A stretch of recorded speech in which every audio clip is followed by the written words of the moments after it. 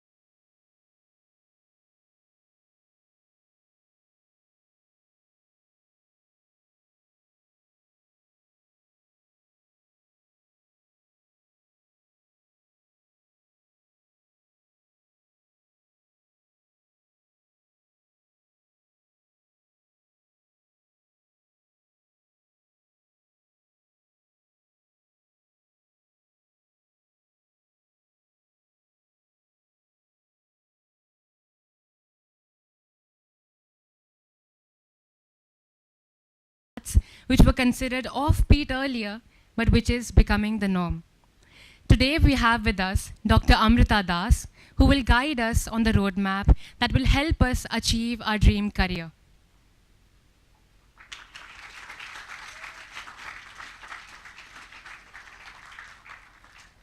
Dr. Das is the founding director of the Institute for Career Studies and has pioneered career counseling and guidance services in the country. She has been felicitated with the Women Achiever Award by Tata Consultancy Services and the Award for Excellence in Education by the Times Group. She is also the recipient of the Lions Club Award for Outstanding Social Work and the Rotary Award for Vocational Excellence. She serves on the board of many prestigious schools and writes on a wide range of educational, career, and leadership issues. Under her leadership, Institute for Career Studies, with a global presence today, has benefited over 450,000 students in more than 1,000 top educational institutions across the world. Dr. Das's biography has been included in the 32nd edition of Who's Who in the world for exemplary contribution in the fields of education and career guidance. She has also been featured on the cover page of the CEO Insights magazine as a trailblazer leading the nation to an enlightened destiny.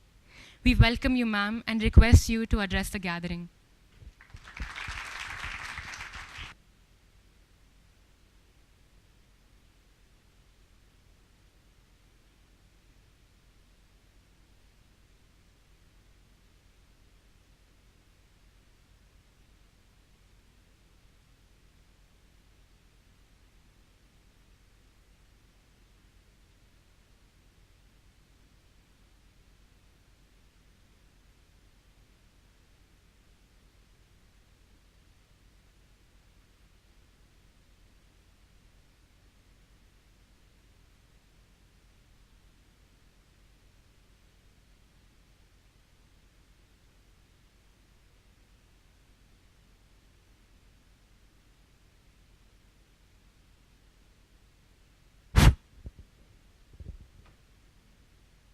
Esteemed members of the faculty, very dear students, I'm thrilled to be with you. I'm thrilled to be with you because this is my most favorite school. So what does that make you all? My most favorite persons? Yes, that's why anytime I have an opportunity to be here, it's a huge honor, a pleasure, and I'm delighted to be on the board as well of Nirmal Bharatiya School as a foundational member since its very inception. So, looking at where the school is today, I want to share with each of you my learning from Nirmal Bharatiya School and then my own life. So, even before the school was founded, I had a call from Pooja ma'am that she had a dream to start a school. And the journey for the school started then, with a dream, with an idea, and then the first step. So I want to tell you and emphasize and share with you that any journey starts with a dream. And I want you to dream big for yourselves. And we'll talk about what your journey is going to be like. Because all of you would just about enter jobs or the work scene around 2030. And the prediction is that 85% of the jobs in 2030 do not exist today. So you're actually moving into the unknown, which can be very exciting, because you will be in a position to create something, to lead the change. Isn't that exciting? The second important statistic is, we did a research, your school was a part of it, and this research was across the country. 16,000 students participated. And the research concluded that 75% of the students in India make ill-informed career decisions. Poorly informed, ill-informed. Fortunately, you're not among that 75%, because Nirmal Bharatiya School has always given importance to educational and career guidance. And that's why I'm here today also, so that you can have thoughts and information to be able to make informed decisions about subject choices, about courses in university later on, careers, and so much more. So, my dream then, I had just completed my PhD, I had come back from UK. I wanted to be in the field of education, but I wanted to do something different. I had an entrepreneurial bent of mind. I shared the idea of career guidance with my parents. It wasn't known then. I'm talking about 1985. I was in my 20s. And my mother said, why don't you call it Institute for Career Studies? And I said, Mummy, that's such a big name for just an idea. And she replied, you will grow into it. So these are the two starting thoughts I want you all to have. That have your ideas, nurture them, take those first steps, explore, if necessary, go off the atlas. And you're a lucky generation. You're the right person at the right place at the right time. Why do I say that? Because India is a country which is trending globally. Third largest economy, almost there. And you're going to drive it. 800 million Indians are below the age of 35. 500 million below 25. Look at the enormous demographic advantage, and look at the enormous possibility all of you have. So my first concluding introductory message is, if you can dream it, you can do it. Walt Disney said it. But I say, between dreaming and doing, wake up, make it happen. So let's see how each one of you is going to make it happen. So we're going to look at how do you prepare for 2030 and beyond, and the journey starts now. And how do you navigate the educational and career pathways as the very advantages Gen Z.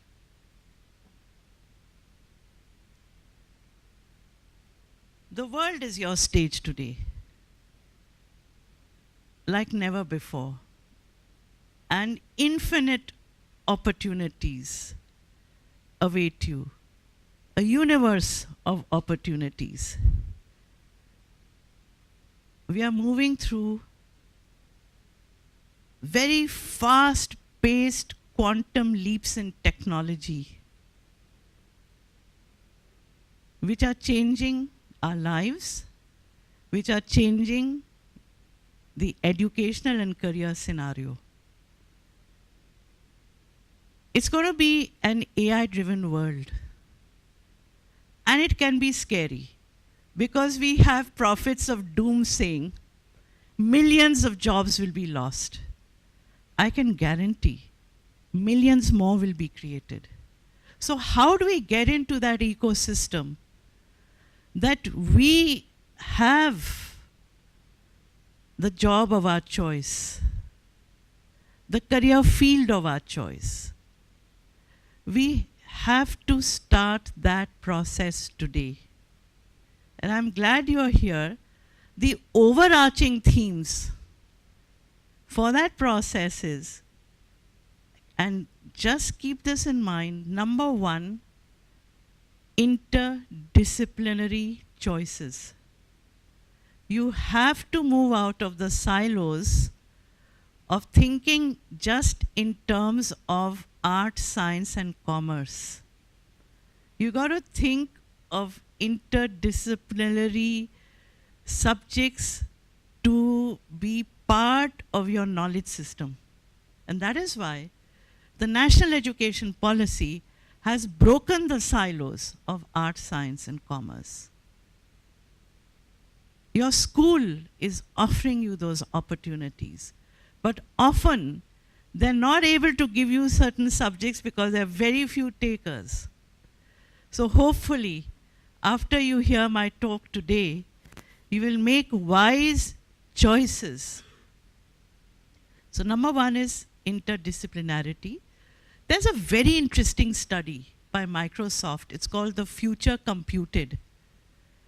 I don't expect you to read that study, but I'll quote a line from that study, that the future belongs to those who, along with technology, integrate liberal arts, and along with liberal arts, integrate technology. So technology is going to be part of your lives, whether you do engineering or not. So when we talk of interdisciplinarity, see how you can bring in a combination of science and humanities and commerce. And if you don't bring it in as a combination in your board exam, it's important to pick up that knowledge. And there are multiple ways of picking up that knowledge. So the first point was interdisciplinarity. Second point was embracing technology and having it as a part of your career. It's a must.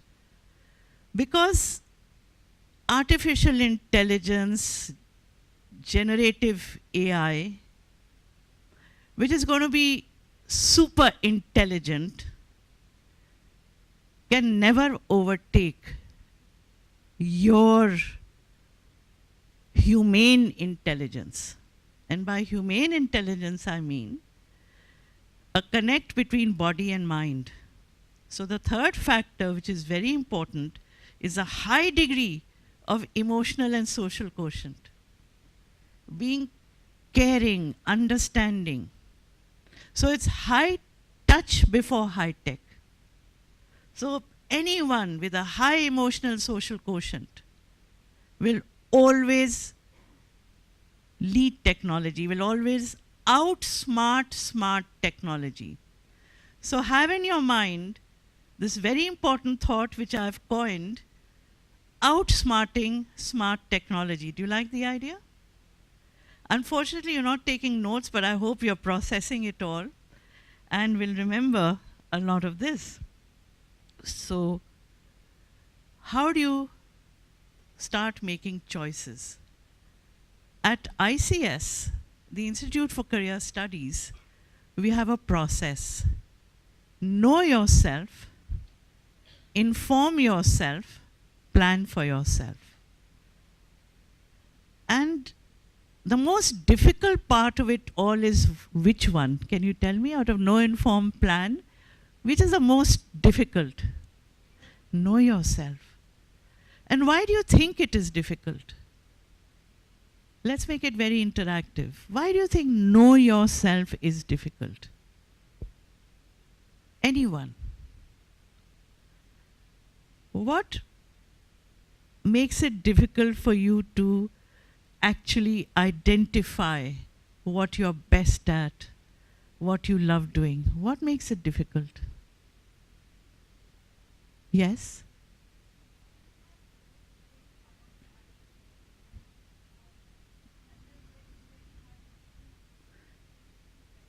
All right, so one is lot of choices.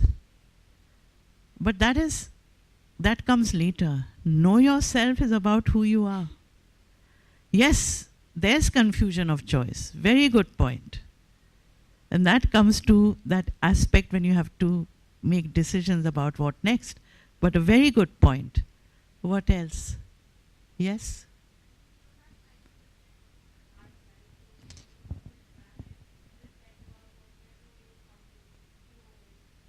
Brilliant point. We don't have time to look within, to reflect. We have internet. Internet connects us with the outer world. We forget about the inner net. So along with internet has to be part of our scheme of things.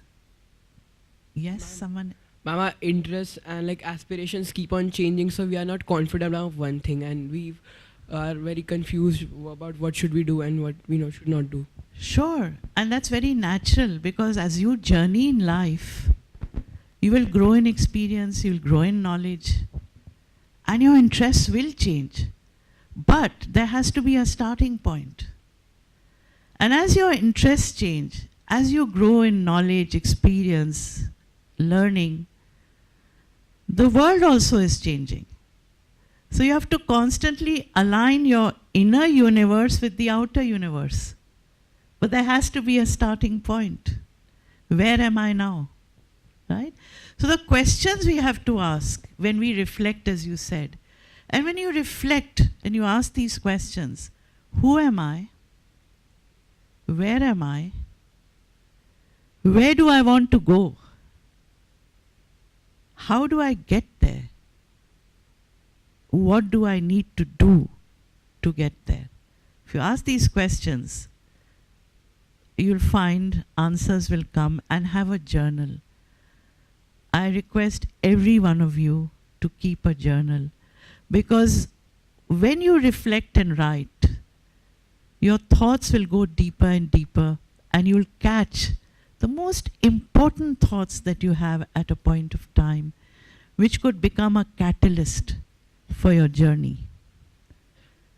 So I want each one of you to, after today, have a journal. Does anyone already keep a journal? Good. But reflect on who am I. Call it the Who Am I journal. All right? So when Alexander was your age, Alexander of Macedonia, he had a dream. His dream was, I want to be the emperor of the world. I want to conquer the world. He went to his teacher, his guru. Does anyone know who his guru was? It was a great philosopher, Aristotle. And he said to Aristotle, sir, give me one tip that will help me to succeed in my mission to conquer the world. Aristotle looked at him deep into his eyes and said, son, know thyself. Know your strengths. Make the most of them. All of you have strengths. It could be a subject strength, it could be debating, music, dance, writing, anything. Creativity. Know your strengths. Also know your weaknesses. Tackle them. Minimize them. Know the opportunities ahead of you. And I'm going to share so many opportunities. Make the most of those opportunities. Catch them right at the very beginning. And know the threats, the stumbling blocks, the roadblocks, so that you can navigate through those roadblocks. So, know yourself is important. Know your aptitudes, your interests, your aspirations, your talents, jot them down. Inform yourself. Information is power.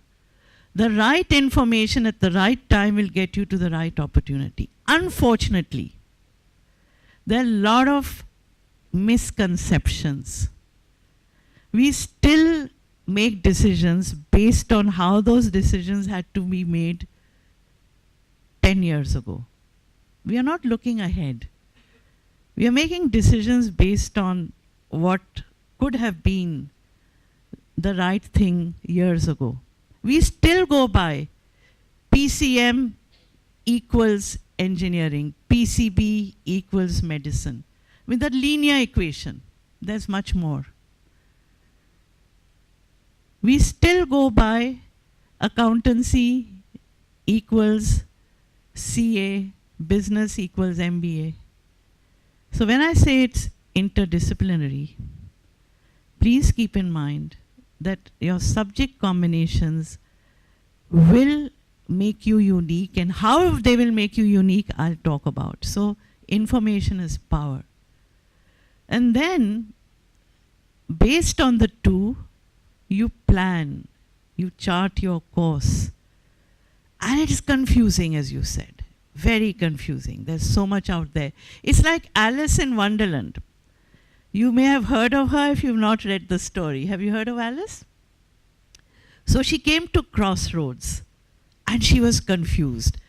Every road led to a phenomenal destination. It was exciting. It was glitzy. And she said, which road should I take? And you're at the stage of Alice. You want to know what next step would be the best step. So the Cheshire Cat heard her and said, Alice, depends on where you want to go. Then Alice said, but I don't know where I want to go. So then the cat replied, then any road will take you there. Now today, any road can take you anywhere. But just like a GPS, a global positioning system, you need to know what your immediate destination is going to be. And so you cannot chart a course which is a 10-year journey or even a 5-year journey. Not today. It has to be constantly looked at. So you have to see how many of you are in grade 9 or 10. So you have to see what subjects and how do you make the subject choices. How many of you are in 11 and 12? And you have to see what next, which course, which campus. What do I do during that period of being in college? So you have to make the immediate decisions in an informed way because that will lead to the next and to the next. Just like when you visit a city a year from when you were last in that city and you want to go to some interesting place, you find that the landscape has changed. There's a metro which has started or extended. There are more routes, faster routes. You want to take a flight. Earlier you had to have stopovers. You have direct flights. So the GPS keeps changing. Yours and the world's, the career GPS. And we have an app called ICS Career GPS. Please download it. It's free. It'll give you an idea of where you are presently and every information about it and beyond that. So you can explore. So what is the process? Know yourself, inform yourself and plan. Know, inform and plan. So simply put, identify what you're best at. That's your power. Then what you're passionate about, what you just love doing. Because what you love doing is what is going to sustain you. At the cross section of all of this lie a lot of jobs within a particular career arena. Lots. So if you go that way, in that direction, if you hit that cross section of jobs within careers, you'll get recognition, remuneration. You'll feel a sense of purpose, meaning. You'll be happy, you'll be successful. Everything will be yours. Winner takes it all.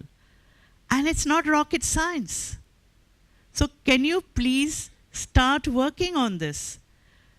Work on this yourself, get inputs from your teachers, get inputs from parents, from friends, put together a canvas of what you are best at, what you love doing, and then we will see what careers would be ideal.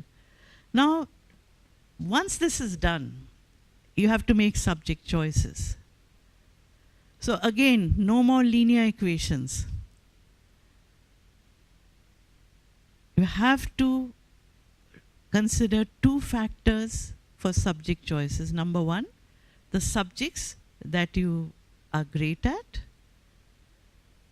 and you enjoy studying, and eligibility criteria. There are certain professional courses that require you to have subjects in 11 and 12 to get into those professional courses in India. But the good news is, by the time grades 9 and 10 have to take those entrance exams, there'll be very few subject eligibilities. The latest was that for architecture, which required physics, chemistry, math, chemistry has been removed. Just physics and math. So you can have physics, math, and any two other subjects of your choice offered in the school. 3 days ago, the National Testing Agency came up with another interesting announcement, that if you have physics, chemistry, math, and you want to go in for medical studies, you can.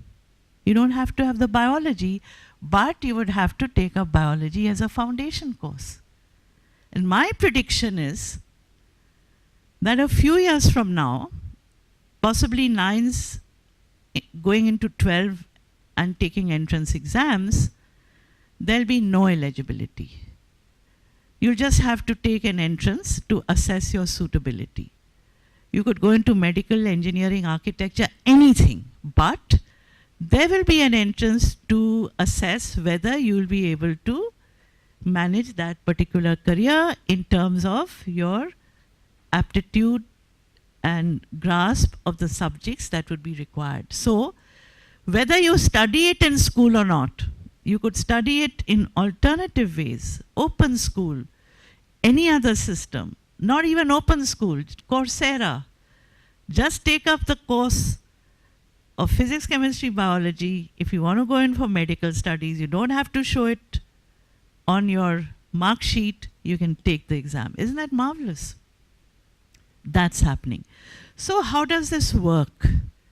Research has clearly shown, and listen to it carefully, that if you take up subjects that gel with you, you put in an effort, you grasp it, you apply that knowledge, you prepare for exams, you get the grades, it develops your mind. These subjects lead to the development of your cognitive skills, your mind power. They're the golden key that opens your mind to all other knowledge. Then something else happens. You do well, you feel good. You get good grades. And your self-esteem grows. You feel good about yourself. Then you don't have to go for tuitions and coaching. You have plenty of time to pursue your hobbies and interests. And this leads to a smart mind and a smart personality. It leads to your happiness. It leads to being on a track that will bring out the best in you. So is that clear for you? These are the eligibilities that exist presently. For engineering, merchant navy, you require physics, chemistry, math. For bio-related fields like medical, veterinary science, physics, chemistry, biology. For Merchant Navy, physics, chemistry, math, but for Navy, Air Force, commercial flying, just physics and math, no chemistry. In most places, for example, Delhi University, for economics you would need mathematics. Not in Bombay University or Bangalore University.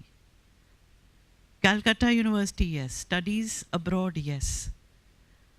For BBA, in many places you'll require math, and many others you will not. So you'll have to see, if you don't have math, which top campuses you can go to. For BCom honors in Delhi, you need math, not in Bombay. So this is the eligibility. However, I again want to emphasize, and this is important, maximum careers are open to you from any subject combination. Any subject combination. To give you an idea, Arundhati Bhattacharjee was a chairperson of the State Bank of India, one of the most dynamic and effective chairpersons, who today is sought after by financial institutions across the world. What do you think she did in her bachelor's? She did a BA. She studied history and literature. Her MA from Jadavpur University was in English literature. That was the subject which acted as a catalyst for her intellectual development. Now, for banks, for management, for law, media, you can go from any career. She took the entrance exam because she wanted a secure job, a managerial job, a prestigious job. In those days, she got in, and then the bank trained her. She didn't study economics or math, but she did brilliantly. Now, what happens is there's a lot of pressure that works on you. I'll give you an example of that. And I want you to overcome that pressure by knowing where you're going and everything about it, so that you can talk knowledgeably with your parents and well-wishers. Parents want the best for you, but things have changed. So this is an example of a student called Tathagat Bhatia. Any Tathagat here? Because you're looking, all right. I immediately knew. So Tathagat was at Jaipuria. He topped the class 10th exam. He stood second. And when he stood second, of course there was a lot of excitement. But what do you think the expectations of society were?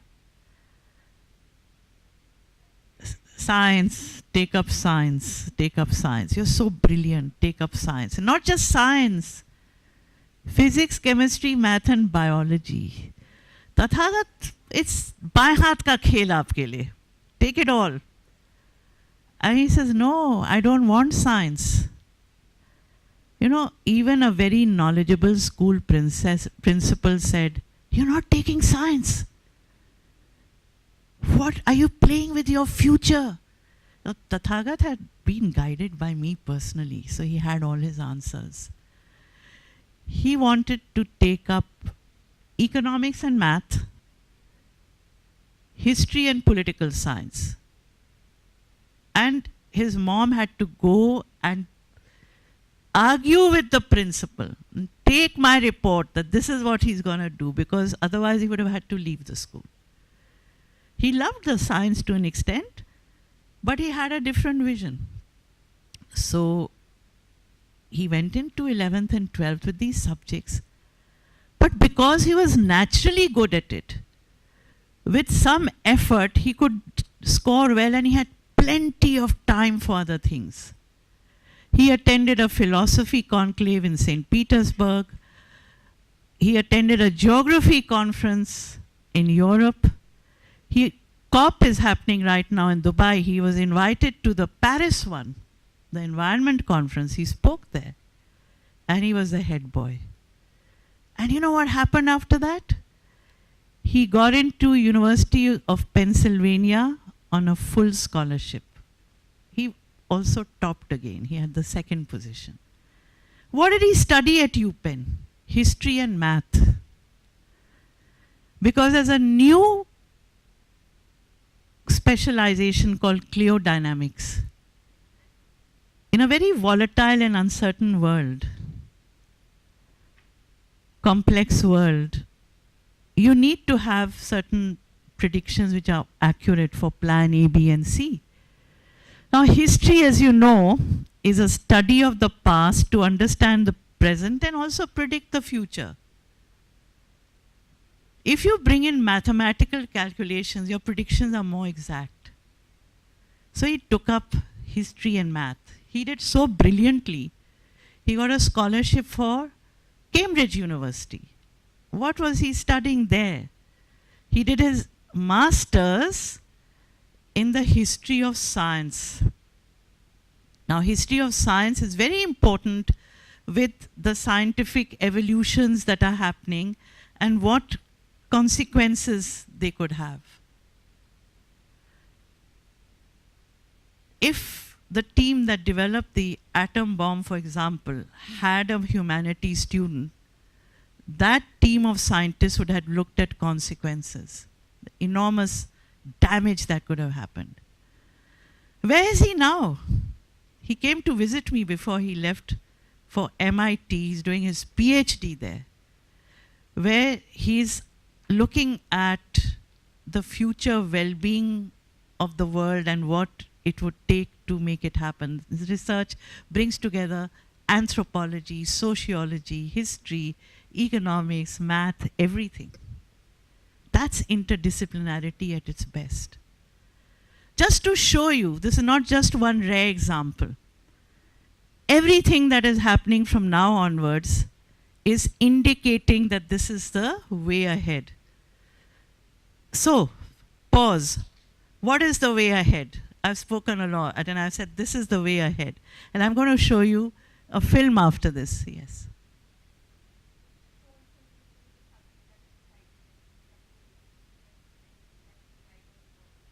Absolutely break yourself from the shackles of societal expectations. It's your life.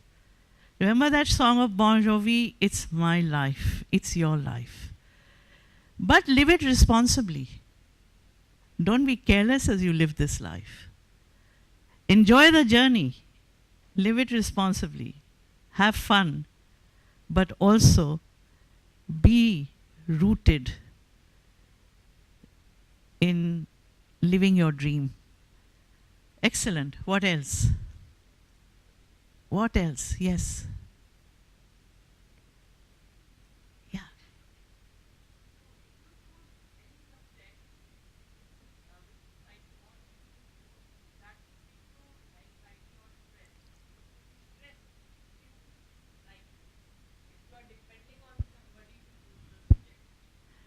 Brilliant answer.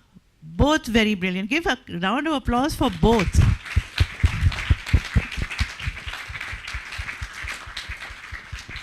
Day before yesterday, you have to have the courage to say it. Day before yesterday, I was in conversation with a student from Delhi, and she had the same point. She was forced to take physics, chemistry, math, and biology. Later, she dropped bio. But as she's going into grade 12, she's facing a huge amount of anxiety and stress because these are not her subjects. Economics and math were definitely her subjects. So also geography and environmental science. Now, she's facing so much anxiety. On a scale of 5, she said her anxiety was 5. On a scale of 5, she said her stress was 5.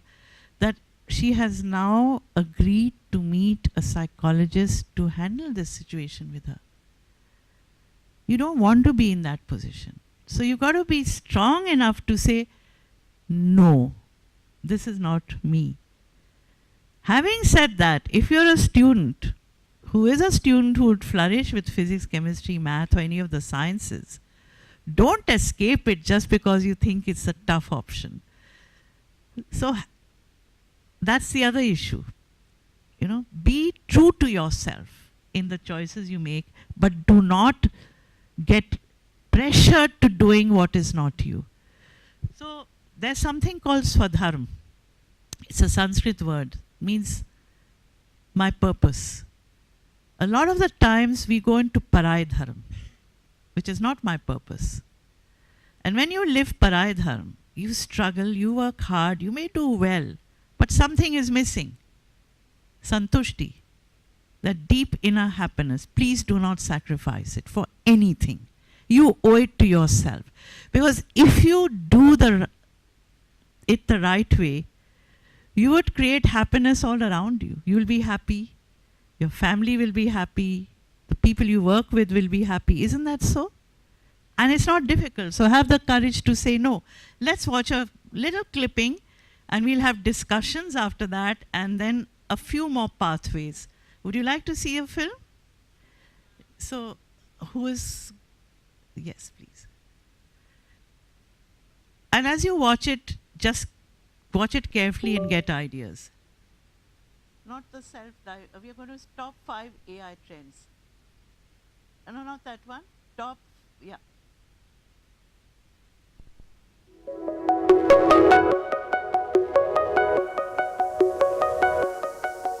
Artificial intelligence has been evolving at a pace unmatched by any other technology at the moment. Upgrades are coming in by the hours, and AI technology is getting stronger and surprisingly more human. Here are the top 5 AI trends that we will see next year. Generative AI.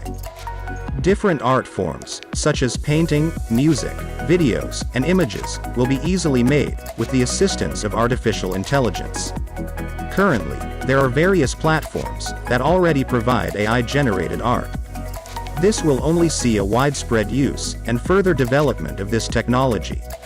ChatGPT, which is increasingly getting popular these days, is one example. AI augmented working. More and more machines will incorporate AI technology and turn into smart devices that will not only aid humans with their daily lives and tasks, but will also completely take over the menial day-to-day activities. This phenomenon would increase accuracy in workspaces and enhance security overall. Democratization of AI. As AI gets more and more adaptable, its use cases will increase, and so will its efficiency. This will also result in a more widespread use of AI, and people from all walks of life will be able to integrate AI into their everyday lives. Bridging real and digital. AI-based applications will further the development of creating an entire digital universe that will mimic the real life. Factored in with machine learning, AI will be a catalyst for metaverse development, where the AI technology will be used to create a world in a world. Progress in autonomous system. AI is a big part of autonomous systems throughout the industry. From autonomous vehicles to robots, AI proves to be a part of the sector. This will grow further out as autonomous technology seeks to take over the drone industry.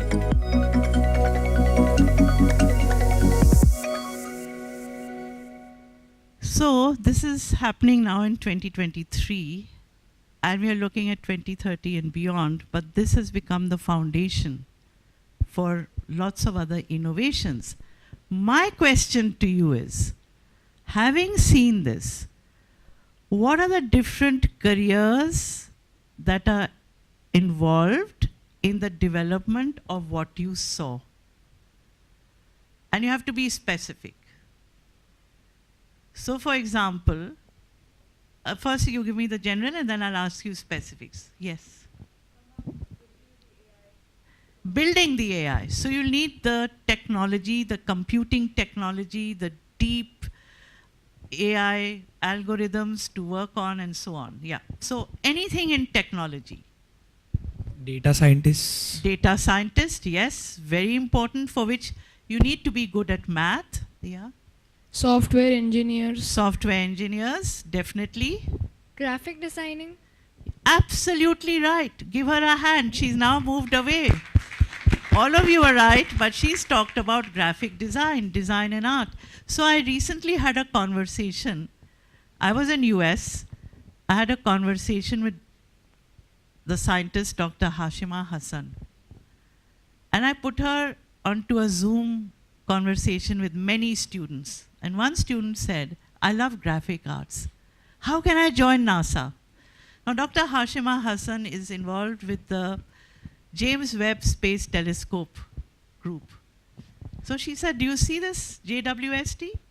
It was put together by designers. Designers and artists play a big role in it. And design and art has now become integrated design. It has UI, UX, it has augmented reality, virtual reality, extended reality. So integrated design is big time. Well done. Who else? Yeah? Game creator. Game creators, yes. And game creators can be specialists in software, in ideation, doing the storyline, the art, all of that. Fantastic. Computer science teacher or computer scientist? Computer scientist for sure. Well done. So beyond computers, science and technology, we came up with art, graphic art. What are the non-tech fields which are as deeply engaged? Yeah. Yes, give her a big hand. Psychology. Why psychology? I think when you're creating an AI as well, it has to be as good so that the human mind works in a manner that you're attracted towards it and you want to use it. One very good idea. Excellent. Any other for psychology? Statistics. Statistics we'll come to, but let's stay with psychology. What are the uses of psychology? We live in a world where we are not robots, but we are humans. So for machines to work properly, they need to understand the human mindset as well. Beautifully put. Give her a very big hand, both of you. Well said. So, as a result of what you've just said, understanding how the human mind works, also remember Alexa and others need a persona. So now there are many more virtual assistants. Who creates their persona? Psychologists. So Ma'am, excuse me. Yeah. I wanted to say something. AI doesn't have empathetic thinking, so it will be developed by innovators in the future. Absolutely right. So that's why psychologists. So that's why you took up psychology, right? Yes, yes, yes. Very much so. That's and I said it in the beginning also, if you recall, that empathy is what's going to help you to lead the technology. Right. Well said. Glad. So here, what I want to share with you is that 20% of the employees of most top tech companies are psychologists. They're very much in demand today because they have to give that personality, the human touch, the understanding, and so much more, because you have to make it as real as possible. Isn't that so? Great. Statistics, you said. Yeah. Stats also. So, because of statistics, analytics has become a very important field, and I would suggest that all of you, in your spare time, journey from now onwards, pick up a course on analytics. It'll help you. It'll give you a very interesting thought process. What else? Who else is needed? Who else do you think is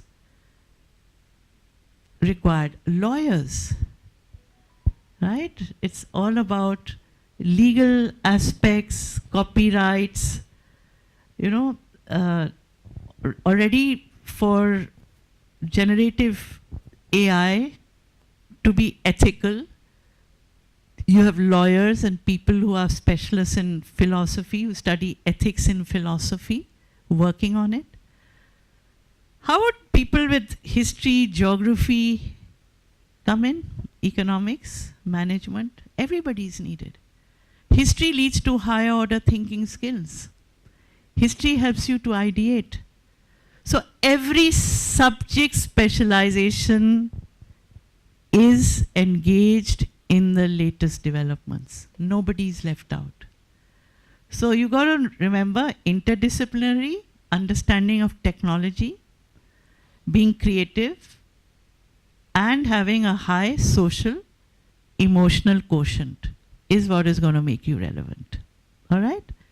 So now let's move on to the next bit. So there are many pathways after grade 12. After grade 12, you can go in for a professional course, engineering, medicine, management, law, etc. You can go in for an academic program, BSc, BCom, BA, subjects of your choice there, interdisciplinary if possible, taking up bio and psycho, for instance, physics and philosophy, etc., or combinations. The beauty of it all is that many universities are offering combinations like English, psychology, and journalism or communication, economics with performing arts. So you have these amazing choices wherein you can tap your knowledge along with any other creative talent. My question to you, which of these three options is the best? Yes. Pardon? Combination. Any other answer? Remember, you have to think outside the box. Yes? Absolutely. Give him a hand. Depends on what suits you. Very good. So, no generalization. My next thought for you, do not generalize. Do not get trapped by generalizations. Customize, customize, customize. Fine-tune the choice to your unique frequency. Right? Your X factor has to be predominant. What is the X factor? Extraordinary. The extraordinary you has to be tapped into, and each one of you has that extraordinary. Don't let it be hidden. So if you take up physics, chemistry, math, you have engineering, architecture, computer applications, Navy and Air Force, which require physics, math, not chemistry. You can do your BSc in any subject and move towards scientific research, for which there's a huge scope. It is science that is driving technology today. Or move out from that BSc into law or management. If you go for law, you can do genetics law, you can do cyber law, you can move into management, media, anything. Commercial flying requires physics and math and merchant navy. And beyond that, all careers. With physics, chemistry, biology, you have medical field, you have paramedical, which is parallel to medical. Very important today. Wherein you don't want to go in for a long duration management program. You are interested in doing something in the field, you can move into physiotherapy, optometrics, open your own studio. You can move into audiology, speech therapy, medical technicians, all very high tech. Do that BSc or a BSc LLB, which would be genetics law, possibly. Pharmacy is trending. You can go into pharmacy from PCM or PCB.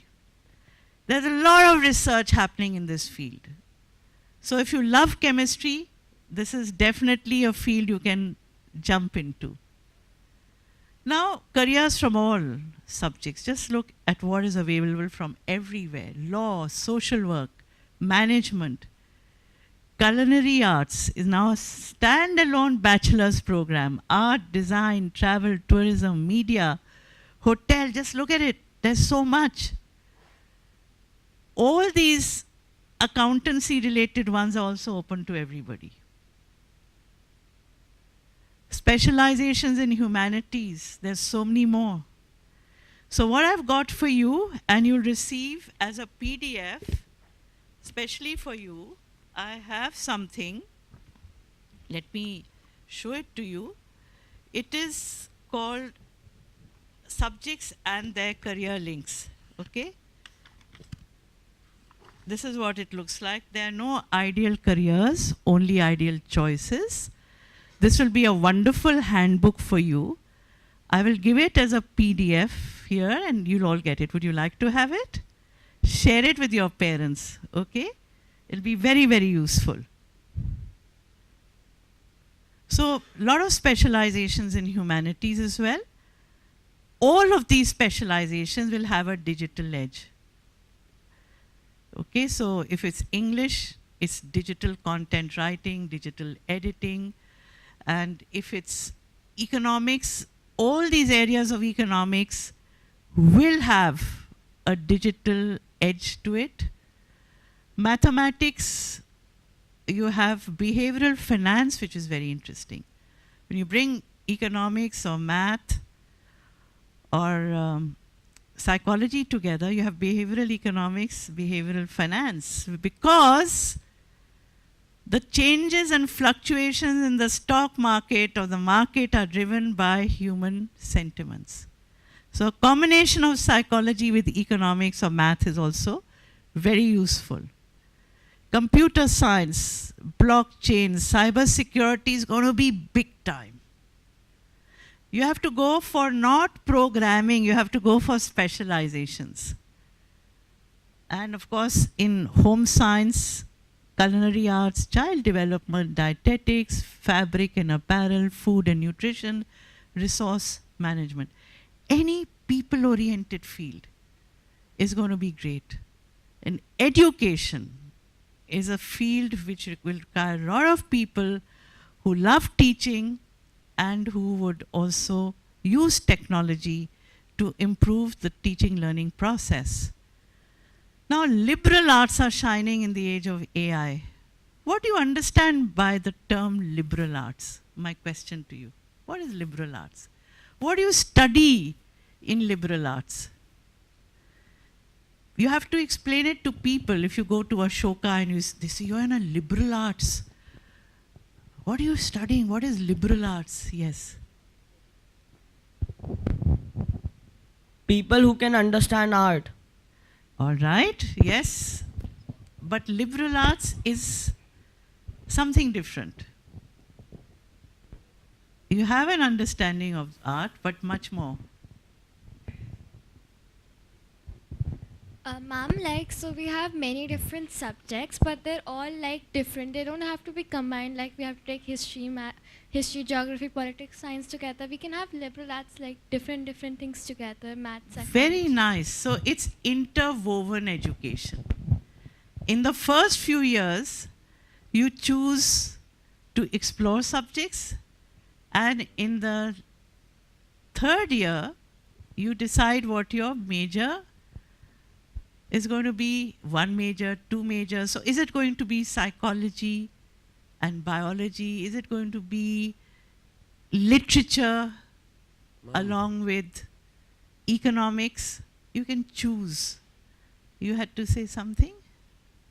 Ma'am, isn't it grammar? No, Liberal it's not arts. grammar. Liberal arts is a term which is not exactly accurate. In a liberal arts curriculum, you study subjects which are across the board. It's interwoven education. And it's taught in a way where you ideate a lot, you do research papers, you do projects. In fact, if you were to really get to know what liberal arts is, I can tell you, you already know it, because your school, Nirmal Bharatiya School, transacts the teaching learning process in a way that liberal arts universities do. You learn with understanding, you do project work, you ideate. So it develops your all-round abilities. You develop your intellect, you develop your personality, you develop employability skills like leadership, creativity, communication skills. thinking skills, you develop it all. So liberal arts is where you study a wide curriculum and then choose what you want to specialize in. Does that make sense?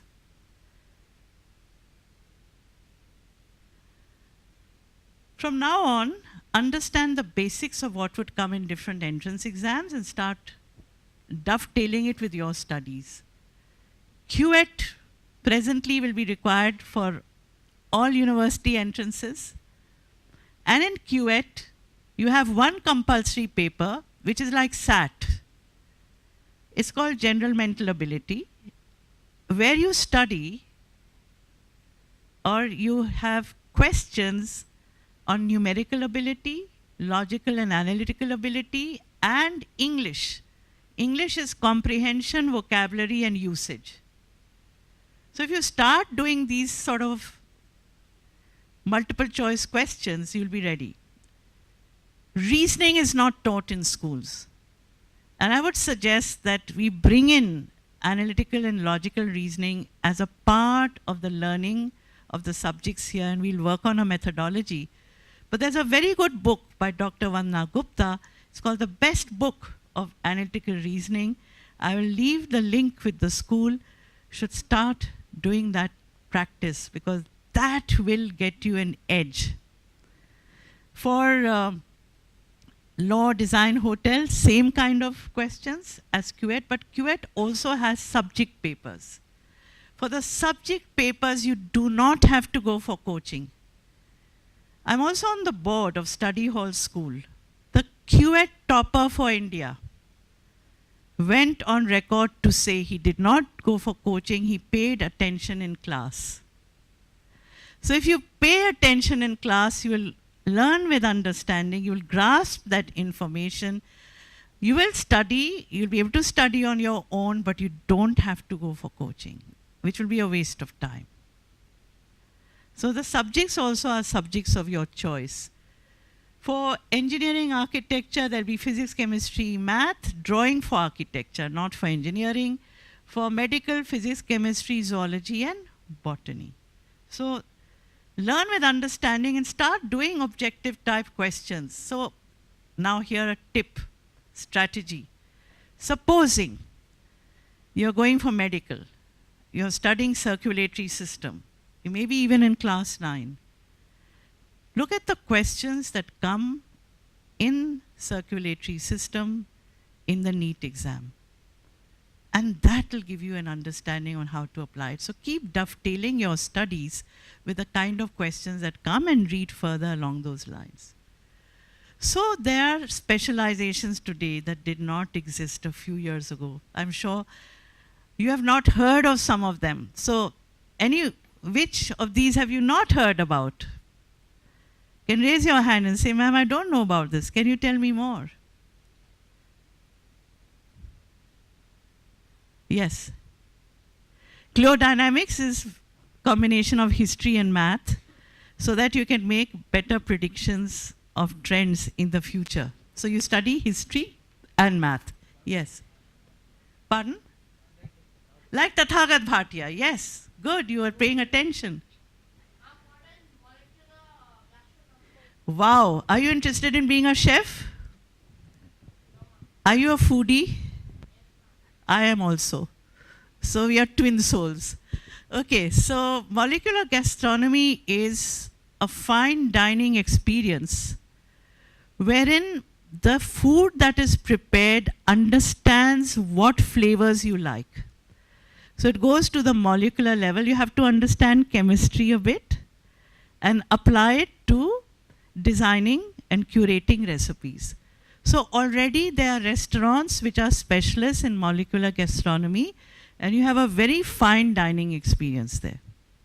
They find out the kind of food you like and they curate it for you, and they work out the different courses of the meal accordingly. Yes. Interaction design encompasses many aspects of design. So interaction design brings in a knowledge of user interface, user experience, virtual reality, augmented reality, your creativity, how you want to project it through these different, I would say, mediums, and attach to it knowledge of a subject so that you can take it to your area. So if you, for instance, are interested in economics and design, you do it, then you would use all of this knowledge in your area of economics, for example, in making presentations, right? And at the same time, you would have another career as a designer. So very recently, you may have seen Van Gogh's exhibition, where you actually have an immersive experience of that artwork. So you'll be creating interesting experiences with the tools that you pick up. All right. So again, technology and design come together. Yeah. Space is an area which is going to see lots and lots and lots of careers. So in space architecture, you would be involved in developing space colonies. It's going to happen. By 2030, it's going to be in. So space colonies, which would require an understanding of the space dynamics. Design and arts in it. Also, it does have it. You have to be creative. So then you also have space psychology, space medicine, space tourism. Lots is coming up, and you're going to discover by 2030, I'm sure, another universe. So you can imagine how much is going to take place there. Yes? Ma'am, what is genetics law? Also very interesting. Are you keen on biology? Somewhat. So, as a genetics lawyer, you are a specialist for cases which involve disputes in the area of genetic manipulation. I'll give you 2 examples. Twins were born to a surrogate mother in Ahmedabad. Parents were in UK. They were British citizens. After they were born, the British government says, what's the guarantee that these are your children? So they hired a genetics lawyer, genetic fingerprinting was done. It was proven that these are the natural children of the parents in England, and they got their visa. In another case, farmers sued a company called Monsanto Seeds because Monsanto Seeds had developed fodder and tried it on Indian cattle, whose milk production dropped drastically. Many of them died. It was found that Monsanto had not been through the process of proper testing. They had to pay millions of dollars. So genetics lawyer had to fight that case. So you have to have knowledge of law and you have to have knowledge of biology. Yeah. Very interesting subject for those who want to study biology and psychology. Neuroscience, cognitive science is how our brain functions, our nervous system functions. It's all about the body-mind connect. Psycho and bio are good subjects for it. So yes, yours. Ma'am, what is space medicine? Space medicine is that you are a medical doctor but specializes in problems people would face when they are in space. There are problems that they would face with regard to respiratory system, with regard to spatial disorientation. There's lots will happen in space which is not common on Earth. So you'll be a specialist there to help people who, say, are going as tourists and they face certain problems because they are in space. What is space psychology? Again, when people work on space stations away from human habitation, they develop a lot of problems, psychological problems. So the space psychologist understands what those problems could be and how to deal with them. They're in an alien environment, which they're not used to. Yeah. Ma'am, what is behavioral finance / economics? All right. So, behavioral finance, the key word there is behavior. How human behavior influences market trends or the financial trends. You'll find very often the stock market crashes. But it doesn't crash because of any ground reality. The economics are robust. Everything is doing well. But something creates a fear, there's going to be a war. There's going to be a war with China, and people start selling. So behavioral economics is to be able to understand human behavior and investor behavior to know the trends of the stock market, to prevent losses in investment. What is human-computer interaction? That's very important, isn't it? A human-computer interaction is what you're doing all the time. Human-computer interaction is how you as a human being interact with generative AI, how you talk to chatbots, how you converse with robots. So that's going to be a speciality as well. Okay? Actuarial science requires a specialization in mathematics, and it is used a lot by insurance companies to work out profit and loss at a massive scale. So actuarial science is about profit and loss and calculations. Because remember, when you take out an insurance policy, you pay a premium. Now the insurance company will have to pay you when you make a claim. If everybody started making a claim, the company would be at a loss. So how do you fix a premium, and how do you know at which level you should cap it that the company will not be at a loss? So actuarial science is intricate mathematics and finance. What is medical humanities? I think your voice is better than Amitabh Bachchan's. Isn't it? So I want you to know that at this stage you could do voiceovers. Have you ever done a voiceover? Please try that out. So here's an input to you. So what is medical humanities? It's a very, very emerging field.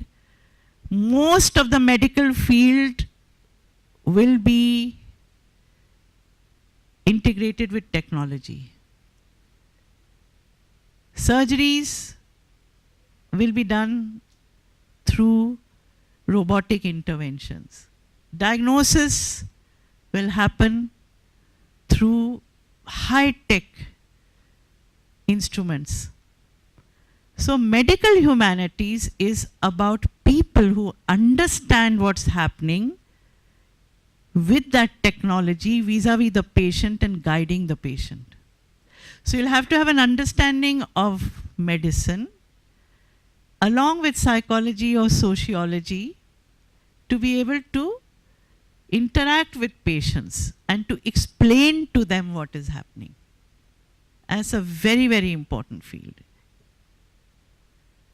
It'll involve mentoring patients. Yeah. So actually my question answers have been interwoven in the session, right, Tathagat? So studies in India, lots and lots and lots of possibilities. You have great campuses. The good news is there are more seats than students today. The issue is not that I'm in a great campus. Issue is I am in a great campus, but am I studying what I should be studying? It's not like you're just getting there because it has a name. You're getting there because it has a name and you're doing the course of your choice. So the right course at the right campus. And with good extracurricular activities and sports, you have an edge. For studies abroad, it's important to look at the cost. The fees are exorbitant if you don't have a scholarship. Your ability to cope right after +2 and the placement scenario. And the placement scenario is not all that great right now. However, these are the countries that give you a post-study work visa. Australia, Canada, Ireland, New Zealand, UK and US. Come out of your degree, have the employability skills, you can get a post-study visa for 2 years. These are good campuses. They have some scholarships. Germany, you don't have to pay high fees, but you should know German. Norway has also opened up with excellent programs in English, cost effective, about 7 lakhs is the fee, and then your stay. UAE, if you want to go for engineering, then BITS Dubai is an excellent campus today. You can get in with a minimum of 70%, but that doesn't mean you got a 70 and you go there because you're doing engineering just for the sake of engineering. You're going there because you want to study engineering and you got a good opportunity. Also, in Abu Dhabi, you have New York University, their own campus, also very good. Switzerland is great for culinary arts and hospitality. So finally, with all of that, with your knowledge of the subject, it's very, very important for you to have these employability skills, which you start developing from school. Critical thinking, complex problem solving, which happens to group discussions and group activity, research, creativity, originality, collaboration, communication, leadership, digital literacy. I know all of you are highly literate digitally, initiative and enterprise. These are the most important qualities that will ensure that you have the best jobs. So stay informed, update your knowledge, be flexible, cultivate relationships, network. How do you cultivate relationships? For instance, example, you go for a program to Ashoka University. They have a young leaders fellowship or any university abroad. Meet with professors. Talk to them. Have a name that you can connect with. Do internships with organizations. Yours is one of the few schools that organizes internships. So when you do those internships, get in touch with the people of that organization. Create a personal brand. Start now. And have a positive idea. Have a positive attitude. The I can attitude. That's going to take you places. So connect with us. We are on Facebook. We are on Instagram. We are on LinkedIn. And every day something new is put out in terms of information. Please download this app. Start the journey. Stay informed. And be in touch with us for the services that we provide. Beyond this, we have a Delhi office, and our head office is in Lucknow, from where I've come. And if you're ever in Lucknow, you're most welcome to visit. I hope you found the session useful. What was your learning from the session? What is your take home? I'd love a little bit of that, and then we'll conclude. What is your learning? Yes, tell me. Choose the subject in which you are interested. Choose the subject in which you are interested. Brilliant. Brilliant. Well done. Choose your career or subject as per your according. As per your? According. Which means, I like your term. Yes, ma'am. Which means by your own choice, what do you think which you like the subject the most? So you should do more honors in that, degrees, PhDs in that which you like the subject. So good that you've emphasized Thank that. you, ma'am. Well done. Well done. Thank you, ma'am. Give them Thank both you, a hand. everybody, for once again. Thank you. Thank you. I think all of you can be peer counselors today. You got the basics. What else did you get as a take home? Don't focus on herd mentality. Yes, don't focus on herd mentality. Don't get carried away. It's like a tsunami. It'll land you and you'll be absolutely far away from your goal. Yes. And, Know yourself. It's the beginning of all wisdom. Know yourself. Great. probably to break the societal norms and just do what you want. Yes, break the societal norm. So I'm reminded of a poem by Robert Frost. He says, two roads diverged in the woods. I took the one less traveled by and made all the difference. Now I have changed it. I say, infinite roads diverge in the woods. Take the least traveled by if it suits you. Better still, make a road of your own. Lead the change. Thank you. Thank you. Thank you. I think you are a fabulous audience. I would love to come back again for more questions and answers. When I'm in Delhi, I'll let the school know. Would you like a nice question-answer session where we sit around and chat? Would you like that? So for all of you who want, we can take it to the next level. You may have some queries. You can always write to me. I will put the email address there, and you will receive a handout, which I have said you will get very soon. Go through it and be in touch. So God bless you all. All the best. Thanks. Thank you so much, ma'am, for such an interactive session, and we would love to have you back also. Now I would request Mr. Tathagat sir to present our Atithi with a token of appreciation, and Sarita ma'am as well. Vibha ma'am. Always good to get surprises.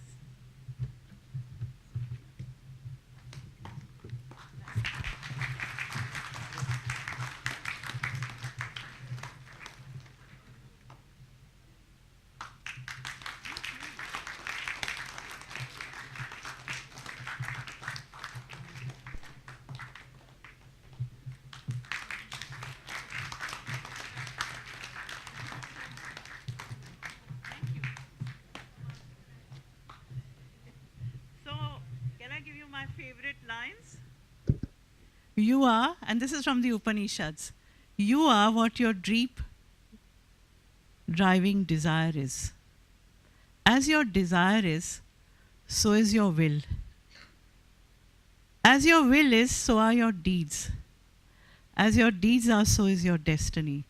So drive, be in the driver's seat, drive to a beautiful destiny which is awaiting you. I wish you every happiness and success. God bless.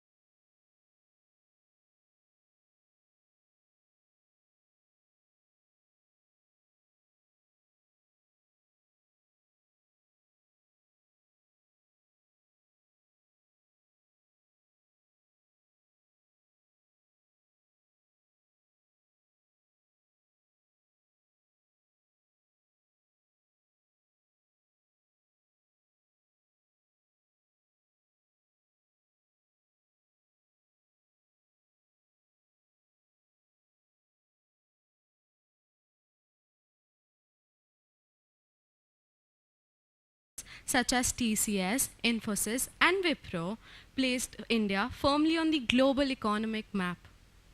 The current buzzword is sustainability as we build a future for generations to come. We have with us today two trailblazers, Mr. Mudit Narayan, policy researcher and startup investor, and Mr. Dev Aneja, climate technologies investor. Mr. Mudit Narayan is part of the investments team at Bloom with a focus on sustainability related technologies and companies.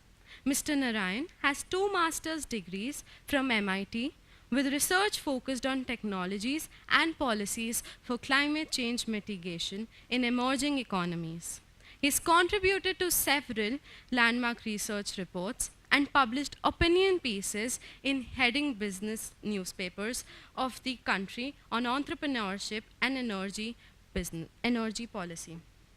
In his career of over 15 years, Mr. Narayan has worked at the World Bank's energy practice, IIM Ahmedabad's Startup Incubator, CIIE, Niti Aayog's Atal Innovation Mission, the Office of the Principal Scientific Advisor to the Government of India, FAST India, a think tank focused on S&T policy.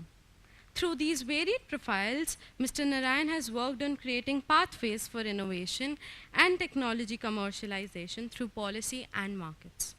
Mr. Dev Aneja is a climate technologies investor with a 13+ years of experience across management, consulting at EY, strategy, finance, and business development roles at 2 auto OEMs, followed by the heading the electric vehicles and renewable energy sectors at Invest India, Ministry of Commerce, Government of India. Mr. Aneja did his MBA from the Nanyang Technological University, Singapore, and UC Berkeley, USA. He's currently setting up an early stage venture capital fund to invest in technology startups innovating across sectors like electric vehicles and renewable energy. In his role at Invest India, he was responsible for attracting and facilitating foreign direct investments across clean technology sector. A warm welcome to our Atithis. You may take the stage now.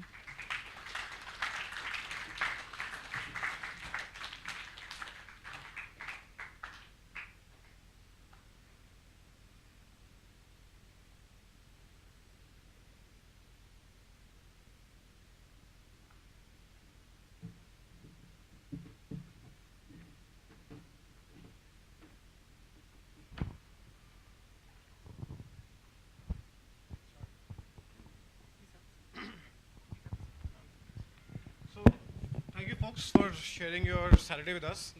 Can everybody hear me? I should be loud enough, right? No, okay. There's a live stream happening. Oh, there's a live stream happening. Okay.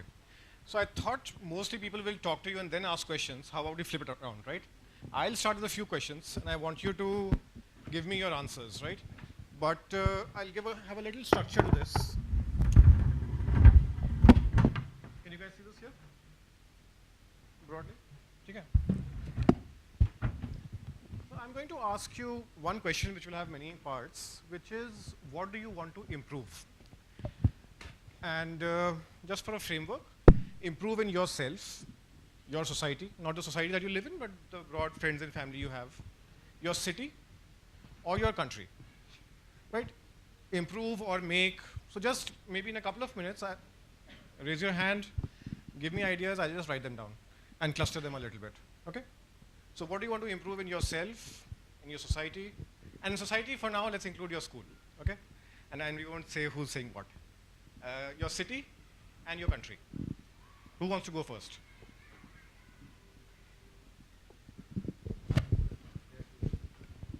Yeah, tell me your name. My name is Ridhima. In myself, I would like to improve my public speaking. Okay.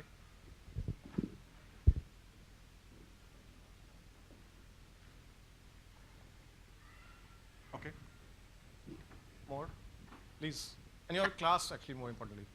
I'm Dhriti Luthra from class 11th, and I would like to inculcate the habit of listening. Okay, so that's still in yourself, okay?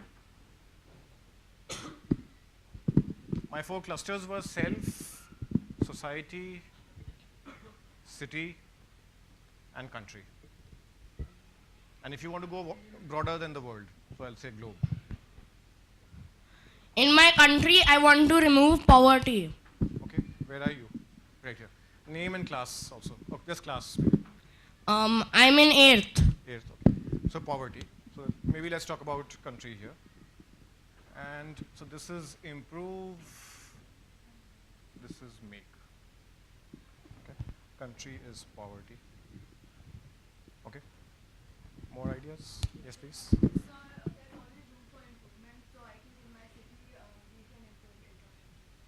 Okay, infrastructure.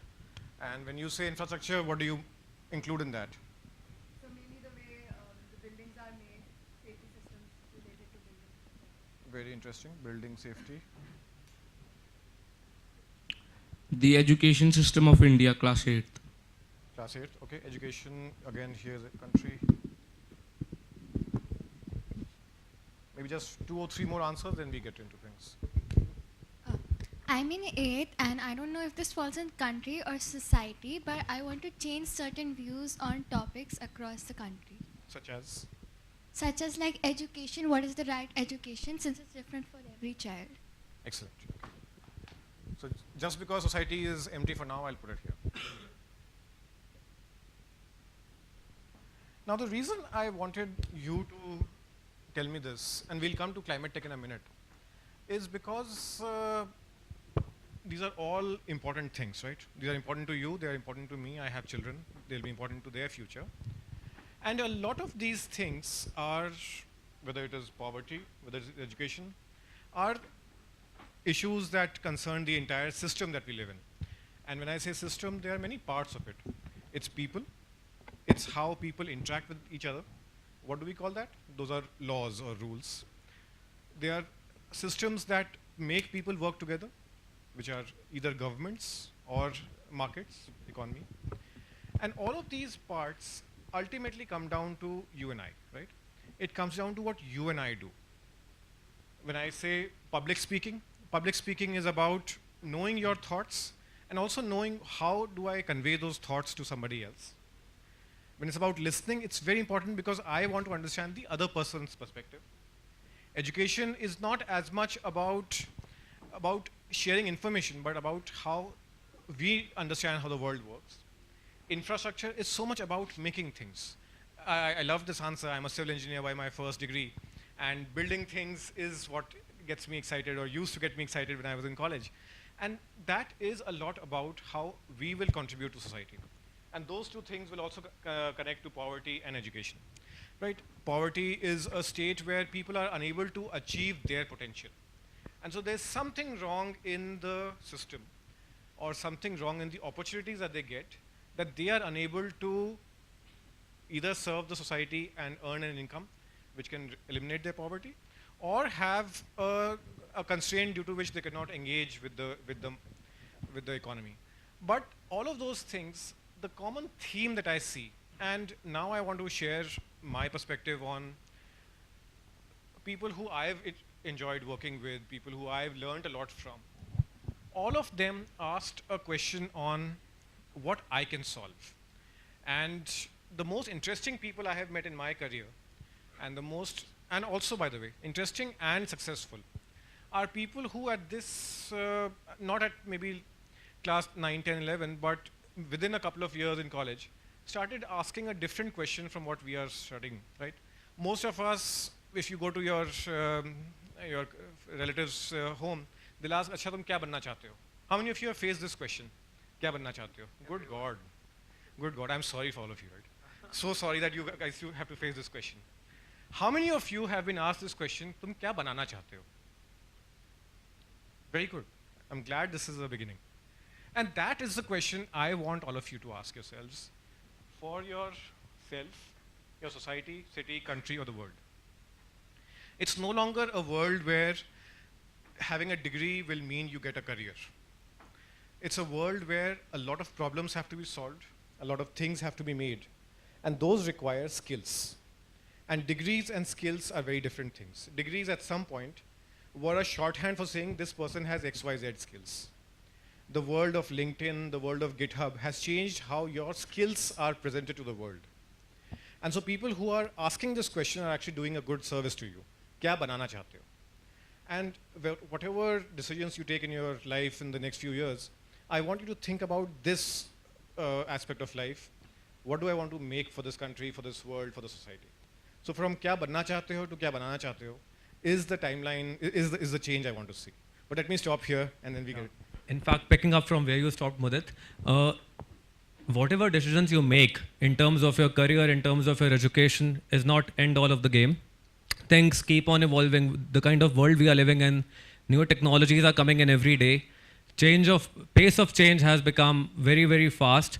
And the thing which you study today might not be relevant 5 years from now. So the softer skills which you develop over these years in terms of communication, somebody mentioned, curiosity to learn new things, flexibility of moving from one thing to another, focusing on something for a certain duration. Focus is, I think, something which is completely lacking in our generation and possibly future generation with the advent of instant gratification, which you get from, if you have to buy something online, you get it in 10 minutes. If you have to watch something, you can see Netflix content is immediately available. Whatever you want, things are available, right? So, and too many distractions.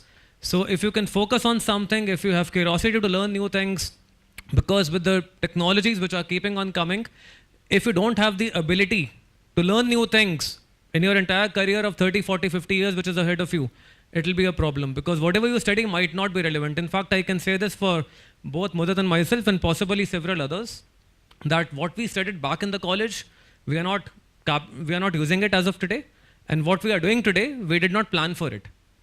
So even if you make certain wrong decisions or if you study something which you don't find it interesting, if you start working in some direction which you want to change, all of these things are very much possible as long as you are flexible, as long as you are working in the direction of making the changes which you want to happen. And I think one should not get stuck with something which you achieve. There is a long way ahead. But having said this, I think, Mudit, with this context which we have set, it will be good if we start.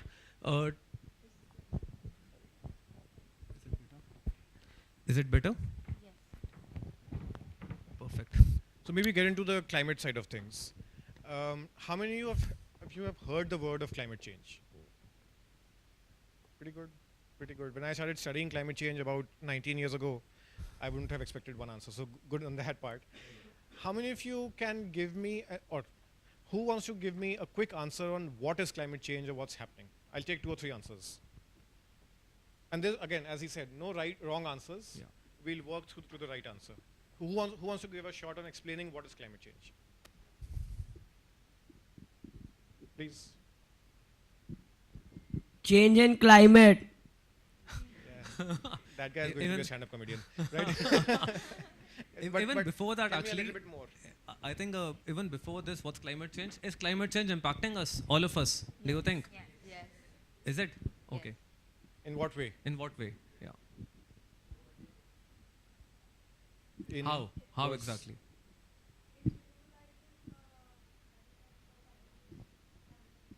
Very good point. Yeah. Actually, let me keep writing these down as well. I feel climate change is impacting everybody, but the impact from person to person differs.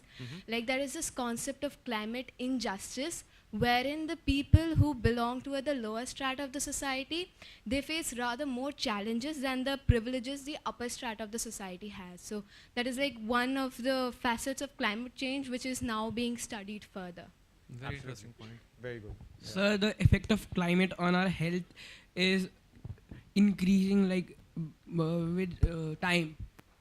We can see more effects of climate on our health.